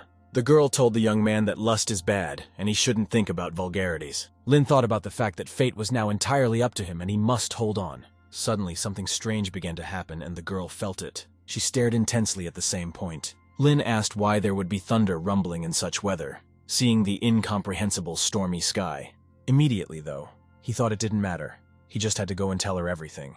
A moment later, Lin was already lying on the roof, and the angry girl was running around and getting angry. She blushed all red and indignantly yelled that he had no right to hit on her. Lin started to guffaw that he didn't mean it at all, and it was just a normal reaction from any guy. She became even more angry and shouted why he dared to argue with her, intending to call the bird. But then Meow called out to him. Lin smiled and said she'd better leave before Meow saw her next to him. The girl flashed high into the air, saying goodbye that they weren't done yet. Feng and Meow walked up to him. Meow asked the young man where he was and what happened. Chuckling, Lin replied that the little thief had tried to kill him, and at the same time asked if there was a girl she knew in Huaiwu County who had a bird with the attribute of wind. Meow's expression immediately changed, and the master exclaimed in surprise that it was Baihei. Lin asked Meow if they knew each other, but the girl nodded toward her father and said he knew better. Master Chen laughed and said he hadn't seen her in years. Meow grimaced an angry grimace, said meanly, and suddenly smashed a piece of wall. Walking out through the breach in the wall, Meow vowed to teach her a lesson she would never forget when they arrived at the competition. Lin stared at her perplexed, wondering why she had to trash his room. The master asked the young man to prevent his daughter and Baihei from clashing on the field. Lin asked what was even going on. Chen faltered and said that all men have gone left at some point in their youth. Lin thought that he didn't know him from this side and couldn't imagine him having an illegitimate daughter. Master Shu couldn't help but sneer that there was another beauty for the emperor. It required at least a month of hard training, while Xin Xing and Liu Dadiao's strength had improved by leaps and bounds. Lin Xing is also making the most of this last period of time. They said that Xin was desperate, and his fighting spirit was admirable, for he was tough. Lin worked hard on his relationship with GK and Nanai. And finally the day of departure came. Xing went outside with Miao and Diao, Liu Teju and Cheng Feng in turn wished them a good journey. The protagonists said they had to hurry to make it to Changshan Palace before evening. Zhu urged them not to worry about it because this time he would deliver them on time by showing them the chip. Diao enthusiastically shrieked that he would finally ride a chicken, his father remarked. This beast had been serving him for years. After all, it is the most precious and exquisite beast. Xin interrogated if it was really a flying chicken. After a while, they all traveled to Kangshan province together, where Huaiwu and Feiyu County members were already there, having seen the flying chicken. They didn't initially realize what it was. Someone in the crowd shouted out that it was a chicken. Those around him began to speculate that someone from Sanyang County had nailed it. Meanwhile, the chicken successfully landed in the plaza, where tournament participants began to criticize their transportation, saying that they would be ashamed to fly in on such a chicken. At this moment, the palace mistress's right hand came out. She welcomed the 6 teams to the tournament, then announced the rules and regulations of the martial arts competition, stating that this year's tournament will be divided into 2 rounds, qualifying and main round, as the previously published match table is out of date, and all teams will follow the staff for the qualifying round. County Executive Bayman grudgingly commented that all their preparation had gone to waste because they had changed the format of the competition. He in turn stated that they had no right to do so. She immediately reacted by hitting him, after which she said that if they were not happy with something, they might as well not take part in the competition at all. At this time, there was silence. The right hand of the palace declared that the leaders stay and the participants prepare. People from Feiyu County started asking each other if anyone was aware of the rule change, but no one knew about it. One of them remarked that he would like to invite to the fight 3 scumbags from Sanyang County. Diao assumed it was some kind of secret deal. Feng said they should just watch and wait. Xin said that he had found out. The people from Huaiwu hadn't heard anything about the new regulation either. Accordingly, neither county was aware of it, and they are on equal footing to fight. Kangshan's landlady, Ming Shuangliu, didn't expect a martial arts duel to take place in the small prefecture. And these young masters would interest the Emperor of China.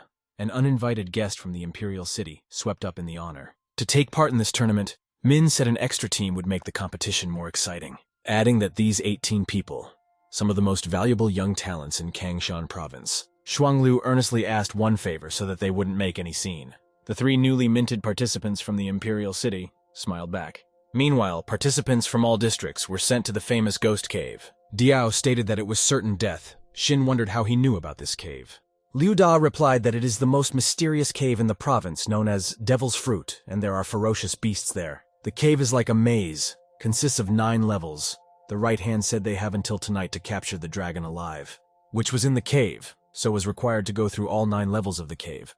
All participants were shocked. She noted that the first 4 teams to capture the dragon would go through, and if they were scared, they could leave the tournament. Xinling understood very well that the Earth Dragon was a very poisonous and extremely dangerous creature. One contestant addressed Sanyang County, saying he wanted to see their abilities in the ring, but the format was changed, stating that he would defeat Shinya in the second round, so he should have tried hard not to die in the cave. Lin asked who he was. The guy grabbed his head and wondered in surprise if he really didn't know about him.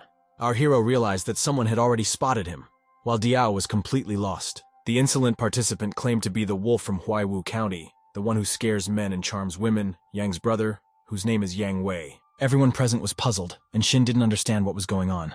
After a few seconds, all the participants couldn't help but laugh at his performance. Lin apologized to him, saying that he couldn't contain his laughter.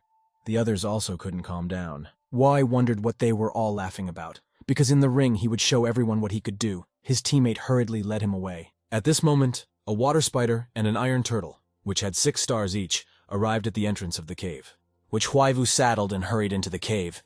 The other members said they could not be given an advantage. After which, everyone abruptly rushed inside the cave, saying that they should precede them. Miao swept up that the environment in the cave was perfect for earth and poison creatures, so their beasts wouldn't be of any help here, saying that they were counting on Da Diao in such a case, who in turn said with shaky legs, "Everything will be fine." Walking further, they encountered 3 directions of the path. Miao began to wonder which one led to the next level. Shin offered to split up and meet later. Liu asked Chung to go with her to protect her. She refused. 15 minutes later, Lin was walking through a dark cave. Suddenly, he spotted someone, saying he saw him, and he had no reason to hide anymore. But there was only silence in response. Shin took a step forward. Then leaping into the darkness, he struck the air, for there was no one in front of him. Then he slowly reached his hand forward and suddenly fumbled for something. Thinking it was someone's hand, Lin asked GKE to turn on the light, and threw out a red chip. Seconds later, G turned on the light as required. Shin didn't expect to see the same girl with blue hair. He didn't understand how she was here. The girl had stated that she didn't need to come to him that day. Lin asked why she had fallen behind her team since they were the first to enter the cave. She said it was none of his business, adding that she wanted to warn him about another team that was also competing with them. The protagonist asked where the 7th team came from. She said she didn't know and decided to notify him just to repay him for his help. There was no way Shin could understand her logic. The girl meanwhile headed into the dark cave. A few seconds later, there was a wild female scream. He realized it was her screaming. Lin immediately rushed to her aid, running into the pitch blackness. Meanwhile, some of the participants were hiding in a cave near the entrance with a cunning plan. They asked the captain why they were hiding, and he urged them to use their brains and think, then told his cunning plan for going after a dragon was a dangerous business, and they had no reason to take such a risk. Regardless of which team captures the dragon, they will wait for them at the exit. Then suddenly attack the tired participants and take the loot. The teammates remarked that this was a great plan. However, at this point, they were spotted by one of the other team's members, and told that they were not going to make it. At this time, Shin and Ji ran to help the two already in trouble as they heard Dadao shouting. Kei urged him to be extremely careful, but Lin completely failed to look under his feet, as a result of which he fell into the hole, from which he was shocked, for he did not know how deep it was. Rather unsuccessfully landing on the ground, he let out a painful scream. Ji immediately jumped down after her master, subsequently falling right on top of him. Shin said with a lurch that his back was about to break. Kei apologized to him, saying she'd be right up, and she didn't want it to happen like this. Lin teasingly replied that she could take her time and not bother much, and if she wanted, she could rest on it. Ji immediately stood up. At this moment, Xiang, who was struggling with the 5-star Earth Ants, shouted out his name, counting on him for help. He in turn wanted to catch his breath and asked that Kei go help them, which she ended up doing, Diao scared to death sitting on the sidelines. Ji ran up to the monsters and with her fiery breath began to literally fry them. A joyous Liu Da shouted that they had finally defeated these monsters, which was premature because the ants were completely unharmed. There were getting much more of them. Miao tried to inflict cold damage on them, which also didn't end in success. Chung urged Diao to release his lion, but the beast had passed out from exhaustion. Shin urged Ji to use his strength to the fullest and burn these ants at last. Kei in turn rushed to use the ability Fire of the Nine Heavens, but even a huge stream of flames couldn't do much damage to them. Ji still diligently spewed out fire that began to fill the entire space in the cave. Chung said the flames didn't give the necessary result, and they would only burn alive. Shin ordered Kei to stop using the fire skill, and called for Nanai to help. From the icy flow of Nai magic, the ants were similarly not destroyed. Diao noticed that they thawed out rather quickly. He began to panic, labeling it a futile action. Lin said that today he would teach him one simple lesson: knowledge is power. At this moment, Ji and Na combined forces to produce a tremendous shockwave. At this time, the ants surrounded them on all sides and were ready to attack them. However, Nai and Kei's magical abilities still paid off, after which the monsters shattered into small pieces. Liu Da was amazed by such a mighty power. He inquired how they managed to do it. Shin in turn praised Nai, saying it was an amazing job. She modestly replied it was all thanks to him. He realized that she needed to be praised more often to make her more confident. Kei asked why the master didn't thank her. After all, she had also participated. Lin immediately corrected himself, stating that she was also a great good girl. The girls hugged the Lord in gratitude. Diao watched enviously. At this time, Miao Cheng yanked his ear, realizing that Xing was only enjoying himself. Our hero noted that they were now on the second level of the cave. Da called him a good captain. Our hero was pleasantly surprised and thanked him for such warm words. Afterwards, Liu asked him to borrow one of his spirit beasts. Shin replied that he would let Kei fight with him as a team. When encountering another wild beast, a few minutes later they found another passage. Lin noted the unpretentious structure of the cave. Diao suggested they go downstairs since they were most likely already overtaken. Xing urged everyone to be careful, because with each level the monsters will get stronger. Then they all jumped into the pit together. Xiang noticed that the further they progressed, the darker the cave became. Carefully looking around, Diao suddenly shrieked that there was someone to the side. He said he saw him and there was no point in hiding, then instantly headed that way. Asking Sister GK to light his way, she sent a ball of fire after him.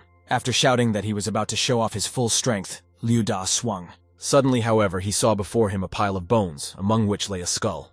There was a poisonous smoke coming out of it, which corroded Diao's eyes. Chung swept it up and said that it was the pranks of the Northern District disciples. At this moment, an unknown ray, purple in color, entered the back of Miao Cheng's head. Liu Da was running around the cave, yelling that he couldn't see anything. Shin asked Kei to keep the lights on for now to figure out where to go next. He urged everyone to stay close together, and not to split up under any circumstances, because they needed to get out of here right away. Xiang said in a worried voice that they had nowhere else to go. At that, she was acting strangely. Shin noticed it. He didn't understand what had happened to her. Miao Cheng moved closer to the main character and began to whisper something in his ear, then stated that this place is beautiful and she really wants to stay here. An uncomprehending Shin asked what was going on with her and if she was okay. He tried his best to help her come to her senses, but Xiang seemed to ignore him. Lin asked Master Shu to help him with the situation. He stated that she was bitten by a spider, so he poisoned her and she's losing her mind. Shin asked how to neutralize the poison. Shu replied that the spider had taken advantage of her unstable state and was now reaping the benefits. And the only cure is to start cultivating. The surprised Lin wondered if it would definitely help her. What Da Diao strongly disagreed with was that he literally boiled up into a frenzy. GK in turn didn't take long to react to the much-shouted Liu Da. She instantly hit him, Shin asking Shu if there was any other way to help Miao. Master Shu replied that this was really the only way to counteract the poison, urging him to start cultivating immediately before it was too late. Lin began to hastily ponder what he should do, for she needed to be taken out of this state. Xiang didn't realize what she was doing. Continuing her extremely inadequate behavior, he tried to calm her down. The protagonist asked GKE to turn on a bright light, which she subsequently did. Meanwhile, the poisonous spider was gradually getting closer to them. But too bright a light prevented him from seeing his victims. At this point, the spider was climbing down its web, trying to see anything at all. However, getting too close, Shin spotted him with his side vision, after which he lightning fast grabbed it with his hand, the spider floundering helplessly in his palm. GK wondered how the spider could see in such bright light. Lin replied that they had been living underground for a year and their eyes were used to the darkness, so a bright light could blind them. The master reminded him to get the snake out of its burrow instead of attacking people. Meanwhile, the unconscious Da Diao began to rave while inarticulately saying something while lying on the ground. Shin said he would be sure to praise him after he woke up. Master Shu urged to quickly suck out the antidote from the spider's belly. Lin looked at him in surprise. Claiming it wasn't necessary, our hero wanted to dismember him and get the antidote. But as soon as Shin tried to stab it with his knife, the spider disappeared in a poisonous mist. He realized that the spider had used its last chance, once again trying to poison them. In the dissipating smoke, a young girl appeared, asking Lin to have mercy on her, claiming that she had no ulterior motives and could become his spiritual host. It was Huan Zhu, a 6-star venomous beast. Diao urged Xing not to trust her. Miao noted that she only had 6 stars, but such a beast rarely took human form. Liu also brought up the argument of her killing a man from the Northern District. Zhu tried her best to deny it, saying, "I just wanted to see a wrestling match that I never got to see." Lin realized why she was nicknamed the Spider of Lust. He had picked up on the fact that everyone in some way desired this fight. Huan tearfully asked to become a spirit beast, saying that she would be loyal because she didn't want to stay in this dark hole. Everyone started saying that they already had their spirit beasts, and didn't want to trust Zhu, who they didn't know at all. while Da Diao kindly offered her to become his spirit beast, calling himself her master. But the wayward Huang unexpectedly refused him, saying that she would only go to a handsome man. Liu was extremely upset. Zhu asked for Xin, saying that she would obey him in everything. Lin only responded with an awkward silence. Da was furious. Master Shu had pointed out that such spiders were rare and he should ponder on it. But the protagonist flatly refused to accept her as a spirit animal. Huan said she would take them a shortcut if he would take her with him. Xin wondered if she really knew the meekest way into the depths of the cave. At this moment, strange sounds sounded. Zhu said that it was a night bat that was very bloodthirsty. Everyone instantly started urging Lin to take her along for the ride, as they needed to move forward. He asked GK's opinion. She in turn was surprised that he was interested in her thoughts on the matter. She replied that she didn't mind, and would always support any decision of her emperor. Xin realized that he'd have to accept her on his team, even though he didn't like her, especially since he'd known her for a couple of minutes. After which, Lin instantly bit his finger, saying that he needed to use some blood on it, in order to sign a contract with a newly minted spirit beast. The next second, he touched a bloody finger to her head. However, things were not happening as usual. He was experiencing an incomprehensible sensation. Just like Zhu, she said his blood gives her mixed but pleasant feelings. Assuming that it was some kind of legendary god's finger, Huan looked confused. Lin thought that his immortal body could influence ordinary beasts. At this time, Miao urged them to quickly leave this place. After a few moments, they all headed off together to run deeper into the cave, realizing that they would have to outrun the others. And get to the dragon first. Zhu thought they wanted to get to the lower level, Xin asked her. Isn't the dragon on the 9th level? Huan replied that the 10th lowest level, there was a treasure there that could be used to create powerful weapons, namely the Dragon King's bone. Da asked why they weren't informed about it. Zhu said the examiners didn't know. Lin realized that it wasn't that simple, and that the mysterious 7th team had come for the Dragon King's bone. At this time, the 7th team met a real threat in their path, an 8-star darkened giant bat. They said they should obviously hurry up, run to the next level. However, one of them said they shouldn't be so serious as they could have a little fun. Then he summoned his spirit animal, in the form of a polar bear, which easily dispatched the mice. The other, however, suggested that teams might have gotten their hands on the dragon bone before they did. But the captain of the team assured that there was nothing wrong with that, as that person would then die. Meanwhile, Xin and his team had already passed the 5th level of the labyrinth, descending deeper and deeper. While the other participants were fighting the cave-dwelling monsters, Lin was advancing through the secret tunnel past the 8th level. In the 9th level, the participants of the various districts met a ferocious dragon. Zhu asked if Xin liked wrestling. He in turn asked her to change the subject and concentrate on their goal. Suddenly, they heard the wild roar of a beast. After walking further, they finally reached the 10th level of the cave where the poisonous earth dragon was located. The dragon's venom was literally eating away at the stones. Thus, he scorched an unknown pattern on the ground, to which they took notice. Lin and her team were hiding behind rocks. Huan estimated that the dragon was 10 times more poisonous than her, and it was almost impossible to capture her alive. She offered to help the contestants because they would most likely not be able to handle the dragon.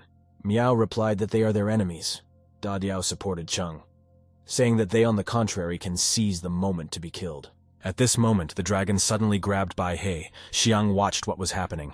The dragon wrapped his tail around her and began to squeeze her. She screamed in pain and cried out for help. Miao still dared to help her despite her attitude towards her. She jumped out from behind cover and threw herself at the dragon, which was about to swallow Bai He, however. Xiang used her abilities just in time, thus preventing him from doing so. The participants from Feiyu County seeing her were surprised. Liu Da summoned his spirit beast in the form of a fierce lion, which he ordered to attack the dragon. However, the dragon's scaly armor was impenetrable. Diao and the others were shocked. The monster still released Bai He from its embrace, who was falling downwards from a great height. But the protagonist arrived in time and managed to catch the desperate girl, to which Miao Cheng reacted extremely jealously. She literally sizzled with her gaze. Meanwhile, the monster let out a wild roar that seemed to sweep through the entire cave. He became even more angry and rushed towards the frightened Da Diao and his lion. But Xin instantly attacked him and kicked at his non-piercing armor. However, it was impossible to harm the monster in this way, which Lin realized in the same second. A participant from Feiyu County commented that such a method was useless against the dragon, because it would break its legs that way. Xin replied that in that case, he had another method of dealing with the monster.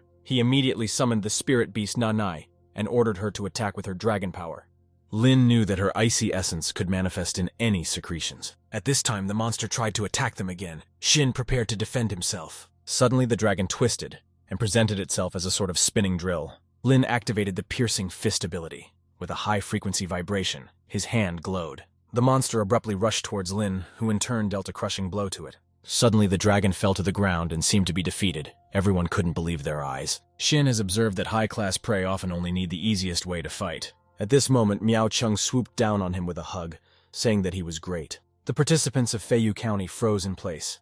Bai he realized that Lin was indeed strong. Our hero said that before the dragon wakes up, it must be transferred to the Jade storage ring. Diao thought it was a good idea, and immediately headed towards the defeated monster. However, Yang Wei was adamantly opposed and decided to try and stop them. He stated that their team was the first to find the dragon, and for some reason they were the ones taking it. Miao said that Wei should be ashamed of his words, for if not for them, the beast would have destroyed them.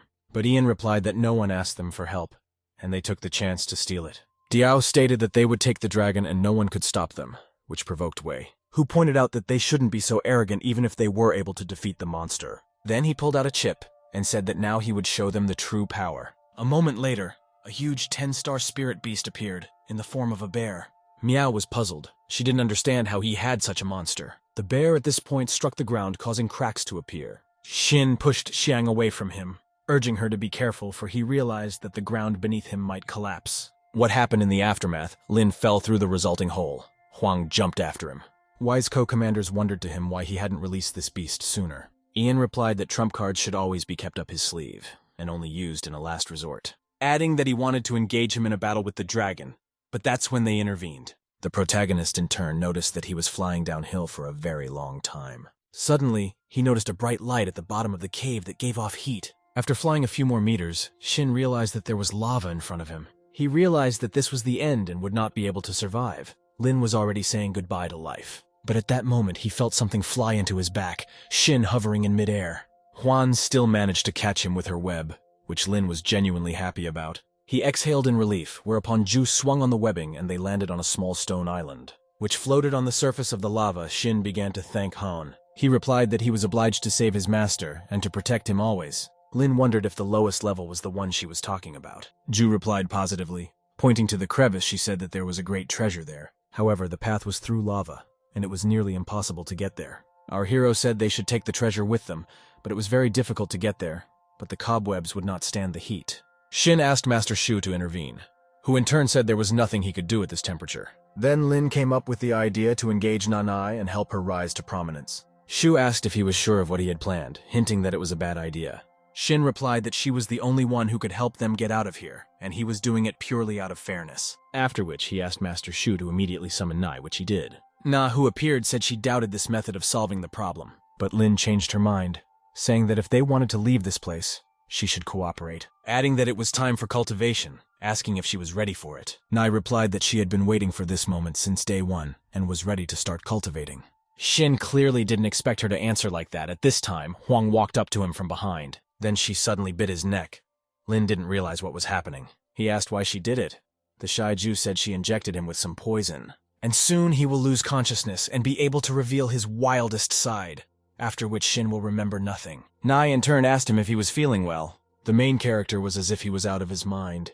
He was looking at Na with burning eyes. Suddenly he slammed Naya, who hadn't expected this turn of events, to the ground. She was in a trance and found herself in a huge ice field. Na didn't realize where she was. She began to look around, at which point the ice beneath her feet began to crack. Nai was at a loss, and didn't know what to do in such a confusing situation. Suddenly, a black rocket flew out from beneath the ice and shot into the sky. Na freaked out and screamed loudly. She was trying to figure out what was going on. A few seconds later, the missile suddenly exploded in midair, thus covering the sky with fire. In fear, she covered her eyes and tucked her legs under her. Nai was enveloped in flames. She felt a strange warmth that she had never felt before, being an icy spirit beast. After a certain amount of time, Shin woke up with a lot of questions. He didn't know where he was or what had happened to him, and he had a bad headache. Han stated that his cultivation was amazing, and he was really good. Lin was extremely sad to realize that he couldn't remember anything again. Looking around, he asked where Nanai had gone. Ju only shrugged. At this time, suddenly everything started to be covered in ice. Nai applied her new ability. There were whirlwinds rising up, and instead of lava, there was solid ice that stretched about 100 meters forward. Na appeared in front of them and began to thank her master, saying that she had made a breakthrough. She was now a 10-star spirit beast, an ice crystal. Shin replied that he didn't remember anything. After walking a few hundred meters already on the icy surface, they reached the island, on which was the Dragon King bone, the essence of the skull of the Western dragon, one of the 4 great dragons of the ancient world. which has the power to defy heaven and earth. Even the Emperor couldn't find it. Shin hurriedly took the bone. At that moment, someone unknown came at him with a sword, saying he would kill him. The members of the 7th team pounced at him from both sides, throwing punches at Lin. However, they soon discovered that it was not a man, but a stone statue. Not realizing what was happening, they began to chop her with their blades. It was only when the ice statue shattered into small pieces that they were finally convinced that they had been played. From what the team of participants came literally in a fury. They did not expect that no one could deceive them so easily. Nai in turn used ice spikes, from which they hurt themselves but were able to dodge. The Imperial City's 7th team was discouraged. Qingfan asked at what point Lin noticed them. Shin replied that he was waiting for them to come for the dragon bone, so he arranged his eyes around the perimeter. Also, a member of the Imperial City team named Feng Qiang was there. He realized that the web that covered 100 meters was used to know where they were going. Huan smiled. Shin urged him not to mess with him, and not to cause trouble, as reprisal wouldn't be long in coming. Feng Qiang assumed it was Lin Xing from Sanyang County, saying he had not seen him before, unlike his partners. Calling him a newcomer, he asked who patronized him. Lin replied that he didn't have a rich family and was just lucky. Feng Qiang noted that he was extremely sorry to hear this, and originally wanted to be friends with Xing, but now realized there was no need for that, whereupon he ordered his partner to kill Lin. Qingfang gladly agreed to do so, and summoned a wild wolf to help carry out the order, which was his 10-star spirit beast. The wolf rushed towards Zhu. Han didn't expect it to happen so quickly, and tried to dodge the attack. With that, the spirit beast missed hitting the ground, making him furious. Shin said that instead of attacking him, he chose the weakest beast. After all, he knows that Lin can fight in the system with several spirit beasts. Saying that such a cunning tactic to start beating up the initially weak is now clear to him. A girl on their team remarked that it only took him one move to get the point. Qingfang offered to give Lin the Dragon King's bones, and maybe he would be left alive. Master Shu told Shin that the one beside him was a 9th-rank Earth disciple, an 8th-rank girl, and the third a heavenly disciple, who had rank 2, adding that Lin was rank 9, and thus it was reckless to fight 3 at the same time. The protagonist already understood this. He began to ponder how to proceed. Feng Qiang thought to start first. He urged his team to attack him to leave no chance of survival. However, Shin activated his ability, Lightning Fist, after which he declared that he was far from as easy to kill as they thought. His hand flashed with lightning. The captain of the opposing team urged everyone to close their eyes immediately. He understood what Shin was up to. After a few seconds, they fearfully opened their eyes and found that he was gone. This only made them even more angry. They thought Lin was playing with them. Captain Feng Qiang stated that they must not miss him at all costs. The girl called Shin a rather interesting subject. Nai noted that they were running after them. Master Shu stated, "There is no way to the top floor from here," wondering about Shin's next move. Lin replied that there was no road before either, but they still got to this place somehow, so they would find a way to get out. After running a few meters, Shin pointed to a hole in the ceiling and said that they needed to climb up there. The opposing team realized what he was up to, and Qingfan immediately dispatched his wolf, who in turn, using his skills, began to destroy the ice beneath his feet. Lin found that the ice had collapsed and boiling lava began to overtake them. At that moment, Nai froze some of the lava ahead of them, after which they jumped onto the ice island. Shin swept that this was very close to ending unfavorably. Lin turned around to make sure they had no way to get to them, assuming that the wolf most likely had a wooden attribute, which meant it was afraid of lava. They were puzzled. Xing watched what was happening and saw Qingfan start to activate an ability, thinking that he would try to attack from a long distance. However, he sealed the wolf into an ice ball, thus generating him ice armor, respectively. The wolf was no longer afraid of lava. He ran through the boiling water heading towards Lin, who didn't understand how it was possible to add a shell to a wooden beast. A participant from the imperial city of Qingfang assumed that Shin was afraid and urged him to fight him in a fair fight. Our hero in turn replied that this was not enough to frighten him and called Ji-Ki to his aid. He then commanded her to lift the ice island upward with his firepower, which she subsequently did. Shin smiled at the exasperated members of the 7th team. Ji carried them towards the hole in the ceiling through which he had previously fallen into this place, saying that this time would be helpful. Captain Feng Qiang noted that his other elemental beast was hiding under the lava. He activated an 11-star spirit beast, the Goddess of Thunder, which rushed towards them. However, that didn't help them get them either, because the icy surface literally covered the hole in the ceiling. And Shin, with his spirit beasts, had successfully left the lava cave floor and was ascending into the heights. Suddenly, he noticed Meow dangling above him, trying to get out of the hole, and the pressure that had lifted him had evaporated. Lin realized that things were bad. He could barely reach her feet at the last few steps. Xiang shouted to Diao to try harder to pull her from the abyss. Lu Da was pulling the rope, and when he heard her screaming, he asked her what was going on. Shin thought that this was the end. and he was about to fall down, and Meow couldn't get out either. However, with his last strength, he still managed to reach out and grab hold of her dress, which soon began to tear on her. Accordingly, Lin realized he couldn't pull himself up to climb. Because her dress would finally be ripped off, she would roar saying her clothes would be ripped off now. Shin replied that her dress would be fine, it was just a little torn. Miao Chung asked Lin to let go of her and not pull on her clothes. He replied that he couldn't do that, because if he let go of her, he would plummet down into the abyss.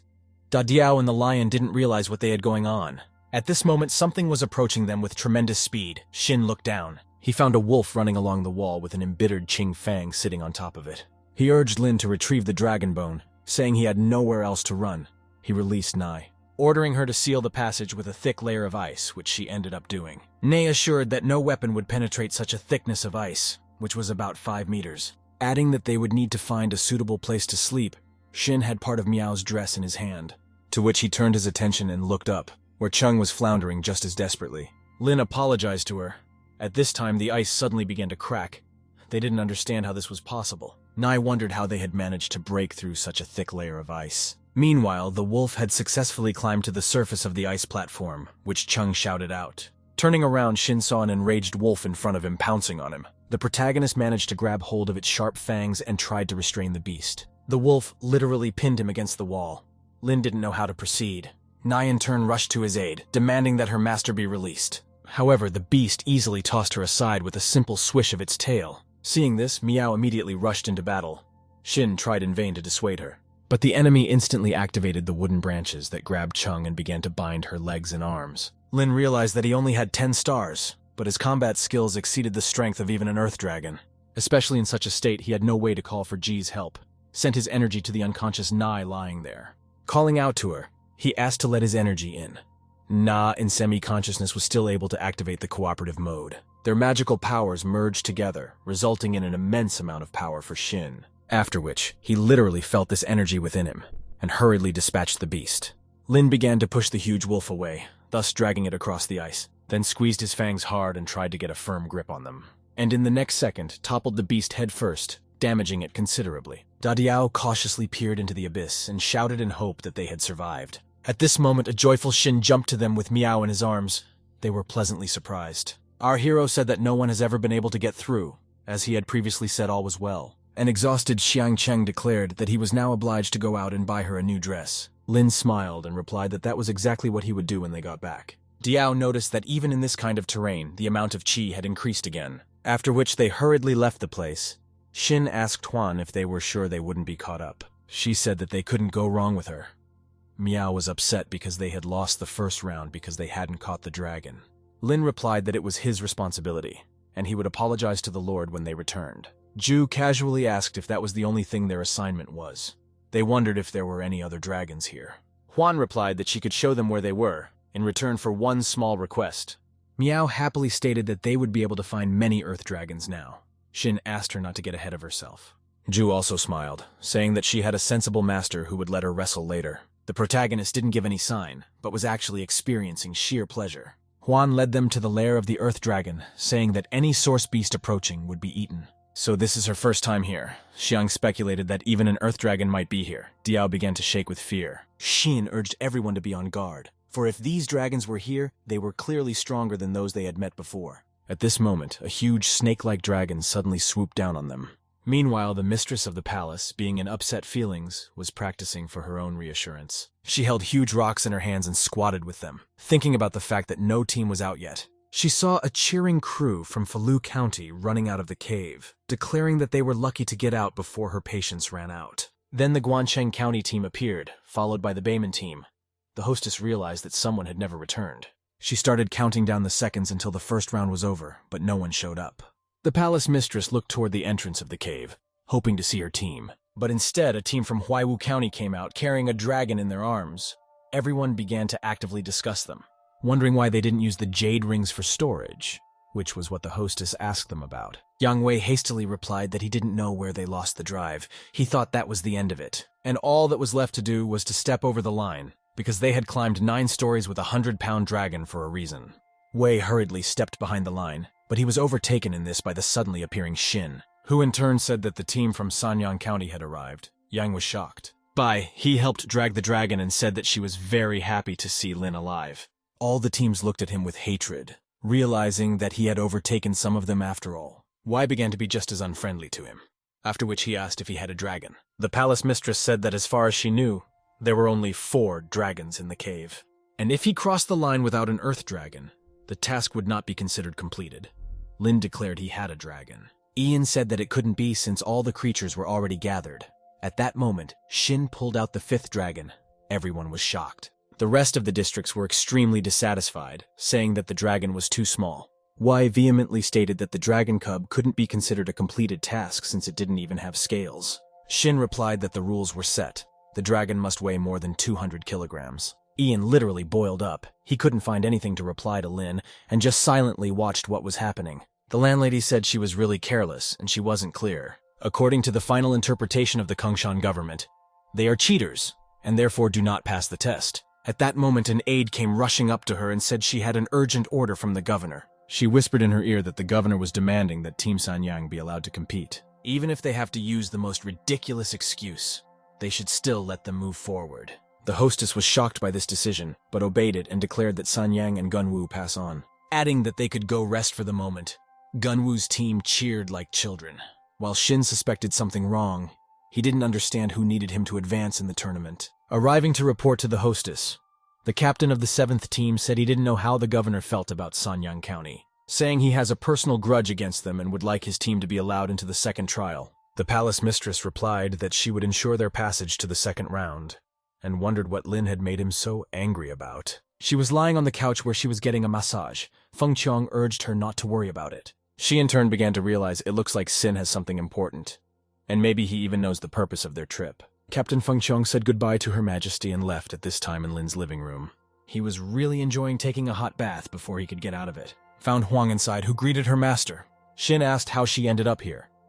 Ju replied that if the talisman is far away from the owner, she can return to her original form, adding that if the owner lost the talisman, they would never be able to transform. The protagonist looked at her in surprise and said that now he understood everything. Noticing that she had attached a tail to her clothes for some reason, Lin hurriedly removed it. Saying that she was a spider after all, not a fox, and she didn't need such props, Huan became embarrassed. At this moment, Bai.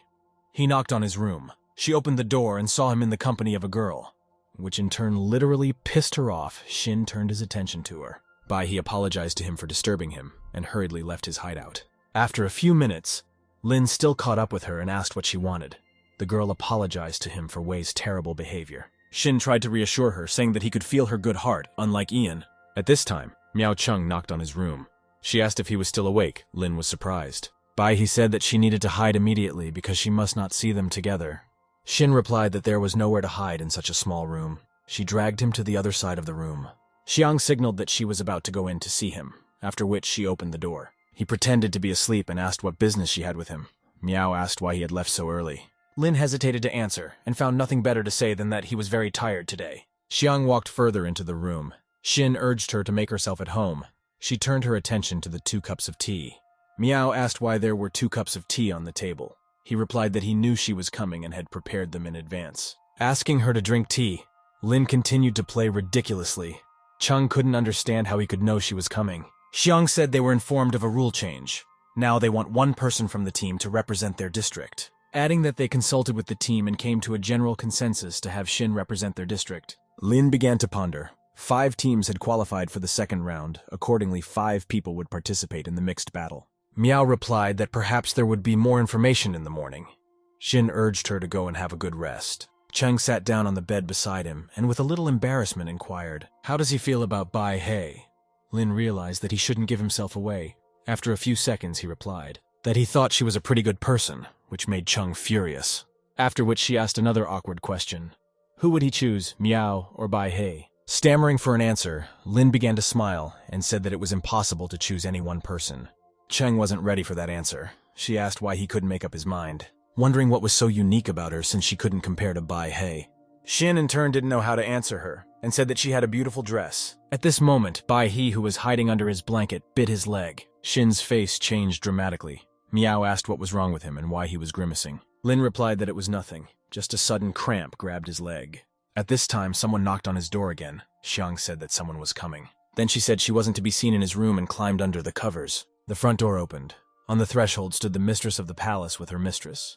She asked him to stand up and greet her. Lin apologized to her and said he couldn't do it because he was already in bed. The palace mistress noticed that he was extremely ill-mannered. The mistress didn't see it as a problem. While Miao and Bai He sizzled at each other with a hateful gaze under the blanket. The lady sat down at the table and said that he wouldn't talk about himself since he had already met Qin Fengcheng and the others. Shin took this as a hint of their duel. He replied that they fought in a cave. Madame stated that they were from the Imperial Guard and close to the ruler, but also members of high-ranking officials.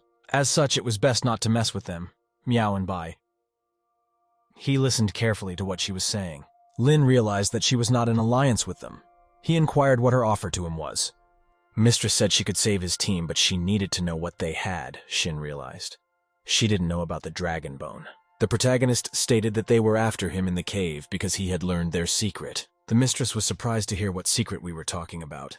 The mistress of the palace was just as curious to know. Lin told them a completely fictitious and rather untrue story. Passing it off as the real truth, he tried to hold himself confidently in this moment. A few minutes later, the mistress was puzzled at what she had heard. The mistress equally surprised. Madame slowly got up from the table and looked at Sina with a smile, saying that it was an interesting story. And she hopes to hear another version before a future tournament. If she likes it and is satisfied with it, the mistress will accept it as her pet.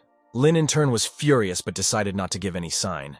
He was beginning to understand how people got their positions from her. As he left his room, Mistress urged him to think hard about it. Shin finally exhaled a sigh of relief and said that Miao and Bai He could come out. They started floundering under the covers and took a very long time to get out of his bed, after which they overcame this difficult obstacle and left his rookery. Miao declared that Bai He had no conscience at all since she came to her rival's room in the middle of the night. Bai responded to her by telling her that she was such a decent girl hiding at his place, and acting like a saint, they were seconds away from throwing themselves at each other.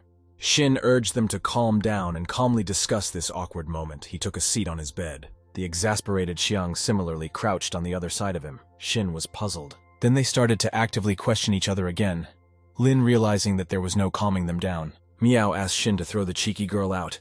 He replied that if she hadn't thrown out Wei's bag, they wouldn't have caught up with them. Suddenly they turned to the protagonist and said he needed to choose one of them. Lin asked them if he could choose both of them at the same time. They replied negatively. He decided to trick them. Pointing to the door, he said the handyman was here. They turned away. At this moment, Shin instantly rushed to run away from them into this very door. But the girls managed to block his way, saying they would discuss all the nuances here and now. Lin tried in vain to calm them down and demanded that they disengage from him. But Chung and Bai He were still not relenting. They started chasing him all over the room. It was as if the girls had gone mad for a while. There was no way Shin could escape from them. After briefly trying, he finally realized he couldn't escape the conversation. The next morning, Da Diao knocked on his room, asking to keep him company at the auction. The front door appeared to be open. Peering behind him, he fell into a stupor, because he saw the envious picture in front of him. Lin and the girls asleep on his bed. While half asleep, they continued to argue, Bai He saying that he was obligated to choose her. Liu Da was literally going crazy with giddiness, and didn't know how to react to what was happening. A short time later, in the backyard of the mansion, a draw was being held to determine the opponents. Among the team leaders were Lin of Sanyang, Huang Shan of Guangcheng, Wei Huaiwu, Ming Liang of Beimon, and Qing Qing of Feiliu. The palace mistress stated that since there were 5 of them, she had invited 3 masters from the imperial capital to spar, which the participants were clearly unhappy about, assuming they could not handle them. She urged everyone to calm down and proceed to the draw or leave the tournament if they were not happy with something. Miao and Bai. He realized that all 3 of them were after Xing, and if any of them caught him, it would be a disaster. Cheng said that Bai shouldn't worry about Lina. He replied, it's none of her business with a jealous Diao watching.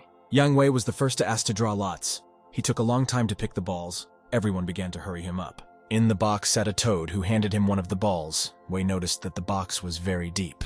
After still pulling out one of the balloons, the hostess called for the next contestant. Everyone started pulling out their hands. Eager to try their luck, after a certain amount of time, all team leaders determined their fate in the tournament. The hostess announced that all 4 bouts would begin in 20 minutes. Wei was happy to be paired with Lin. Qing Fang said that he was lucky to avoid the 3 of them. Feng Qiang assumed some sort of conspiracy in this. Diao urged Shin to beat up Yang. Miao noted that the goddess of luck still hadn't abandoned them at such a crucial moment. Lin said that someone wanted him to become the mistress's pet. Liu Da inquired whose pet he could become. He realized it was mistress's doing, for she wanted to make him her slave. She in turn smiled sweetly at him. The palace mistress urged all participants not to fight to the death. There was no time limit on the duel. all the leaders entered the arena. After she announced the start of the battle, Shin turned his attention to the neighboring platform where Feng Qiang was with Shan. Wei tried his best to provoke him, but Lin decided to study Feng Qiang's battle tactics, for he understood. Sooner or later he would face him. Shin noticed that he had used the Thunder Beast against Shan. The enraged Yang summoned a ferocious bear and ordered it to be destroyed immediately. Lin summoned his spirit beast GKE and demanded that she silence them. KE graciously agreed. Miao swept up that he was using this beast, while Da Diao wondered why he started with her. But Huan declared that she would be first, and hurriedly pelted the bear with her web. As a result, she only temporarily succeeded in restraining the bulky Wei, who began to speak. That there's no stopping him, because an aggressive bear will easily tear those nets. However, Hanju was sly. She suddenly wrapped her web around the talkative Wei. Then she swung the bear and Ian together, so they crashed into each other at high speed. What Ian in turn had clearly not expected. He wondered why he was always getting it. Wai's team got nervous by. He suggested that he give up so as not to injure himself even more. But Ian flatly refused this outcome of events, saying that he was fine, adding that it's just a scratch for him and he can handle Lin. Huanzhu decided to seize the opportunity while he was distracted from the fight, and immediately bound her and the bear with a web. At this time, Shin suggested that Wei give up so as not to waste too much energy on him. However, a battered Ian replied that the word surrender was not part of his vocabulary and he would never give up. As soon as Wei tried to pounce on Shin, he instantly made his way to the other side of the ring. Ian stated that the bear weighs 2,400 pounds, and he is 100 pounds, therefore he would not be able to move them. Wei naively assumed that when he recovered from his internal injuries, he would be ready to perform. Shin asked if he could kill Yang. The referee replied that taking his life was not acceptable, only if he surrendered or fell out of the ring. Lin realized that they wouldn't be counted as a victory if Wei didn't accept defeat. He urged Ji to make him surrender. Ji and Nai headed towards the bear with his foolish master, saying that the wax would make him rethink his behavior. The protagonist was pleased with this solution to the problem. He smiled in anticipation of the moment. The spirit beasts combined their fire and ice abilities. Ian realized that he would be better off surrendering. However, he never did, hoping that he could withstand any challenge. But the pain was unbearable. Boiling ice flakes falling on his skin, he screamed like an insane man, literally rolling around the arena with the bear and begging for help. Na and Kei continued to inflict painful damage on them.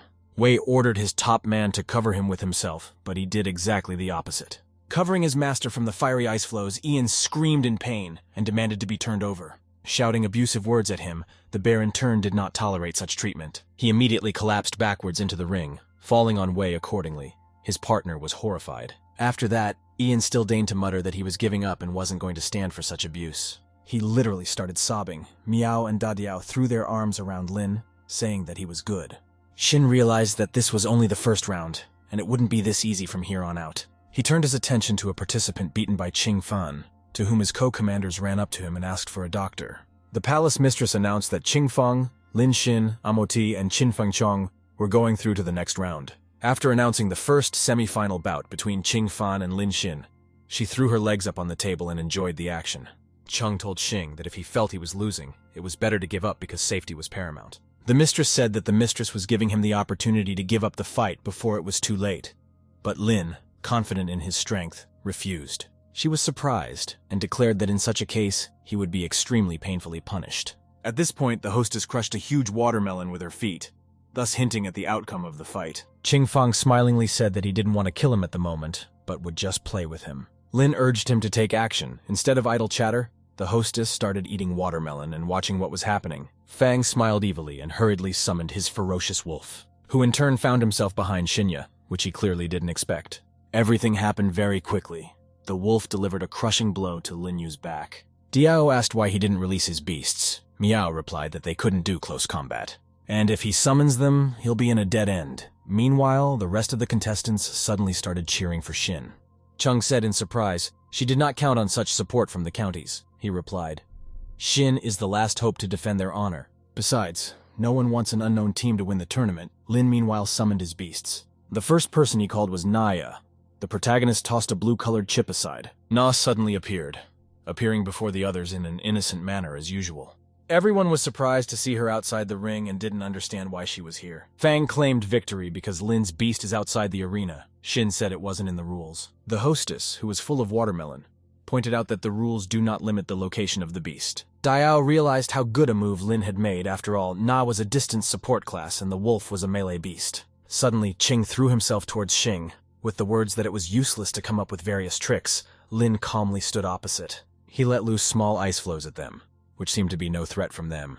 Which Fang stated as he evasively ran from them at Lin. He urged him in every way possible to surrender. At that moment, his wolf caught one of the ice flows with his mouth. Biting into it revealed a metal ball. Qin was also hit by the spiked ball and thus injured his arm. He grabbed his arm in pain. Xin thus deprived them for the time being of the ability to continue the duel. Feng Qiang noted that this was the price for gullibility. The girl realized how much painful damage Fan had suffered. Qing and the wolf saw outside the ring. The contestants were bringing up ice and metal objects. The angry Fang rushed to use his abilities and ended up creating an ice world. Qing immediately headed across the snowy surface towards the main character. The people from the districts realized that Lin was really in danger now and needed help. By placing Xing into the snow vortex, Fan had thus deprived him of his sight and ability to move quickly. Qing said that in the pitch-black blizzard, Lin wouldn't see anything, while the wolf would track him by scent.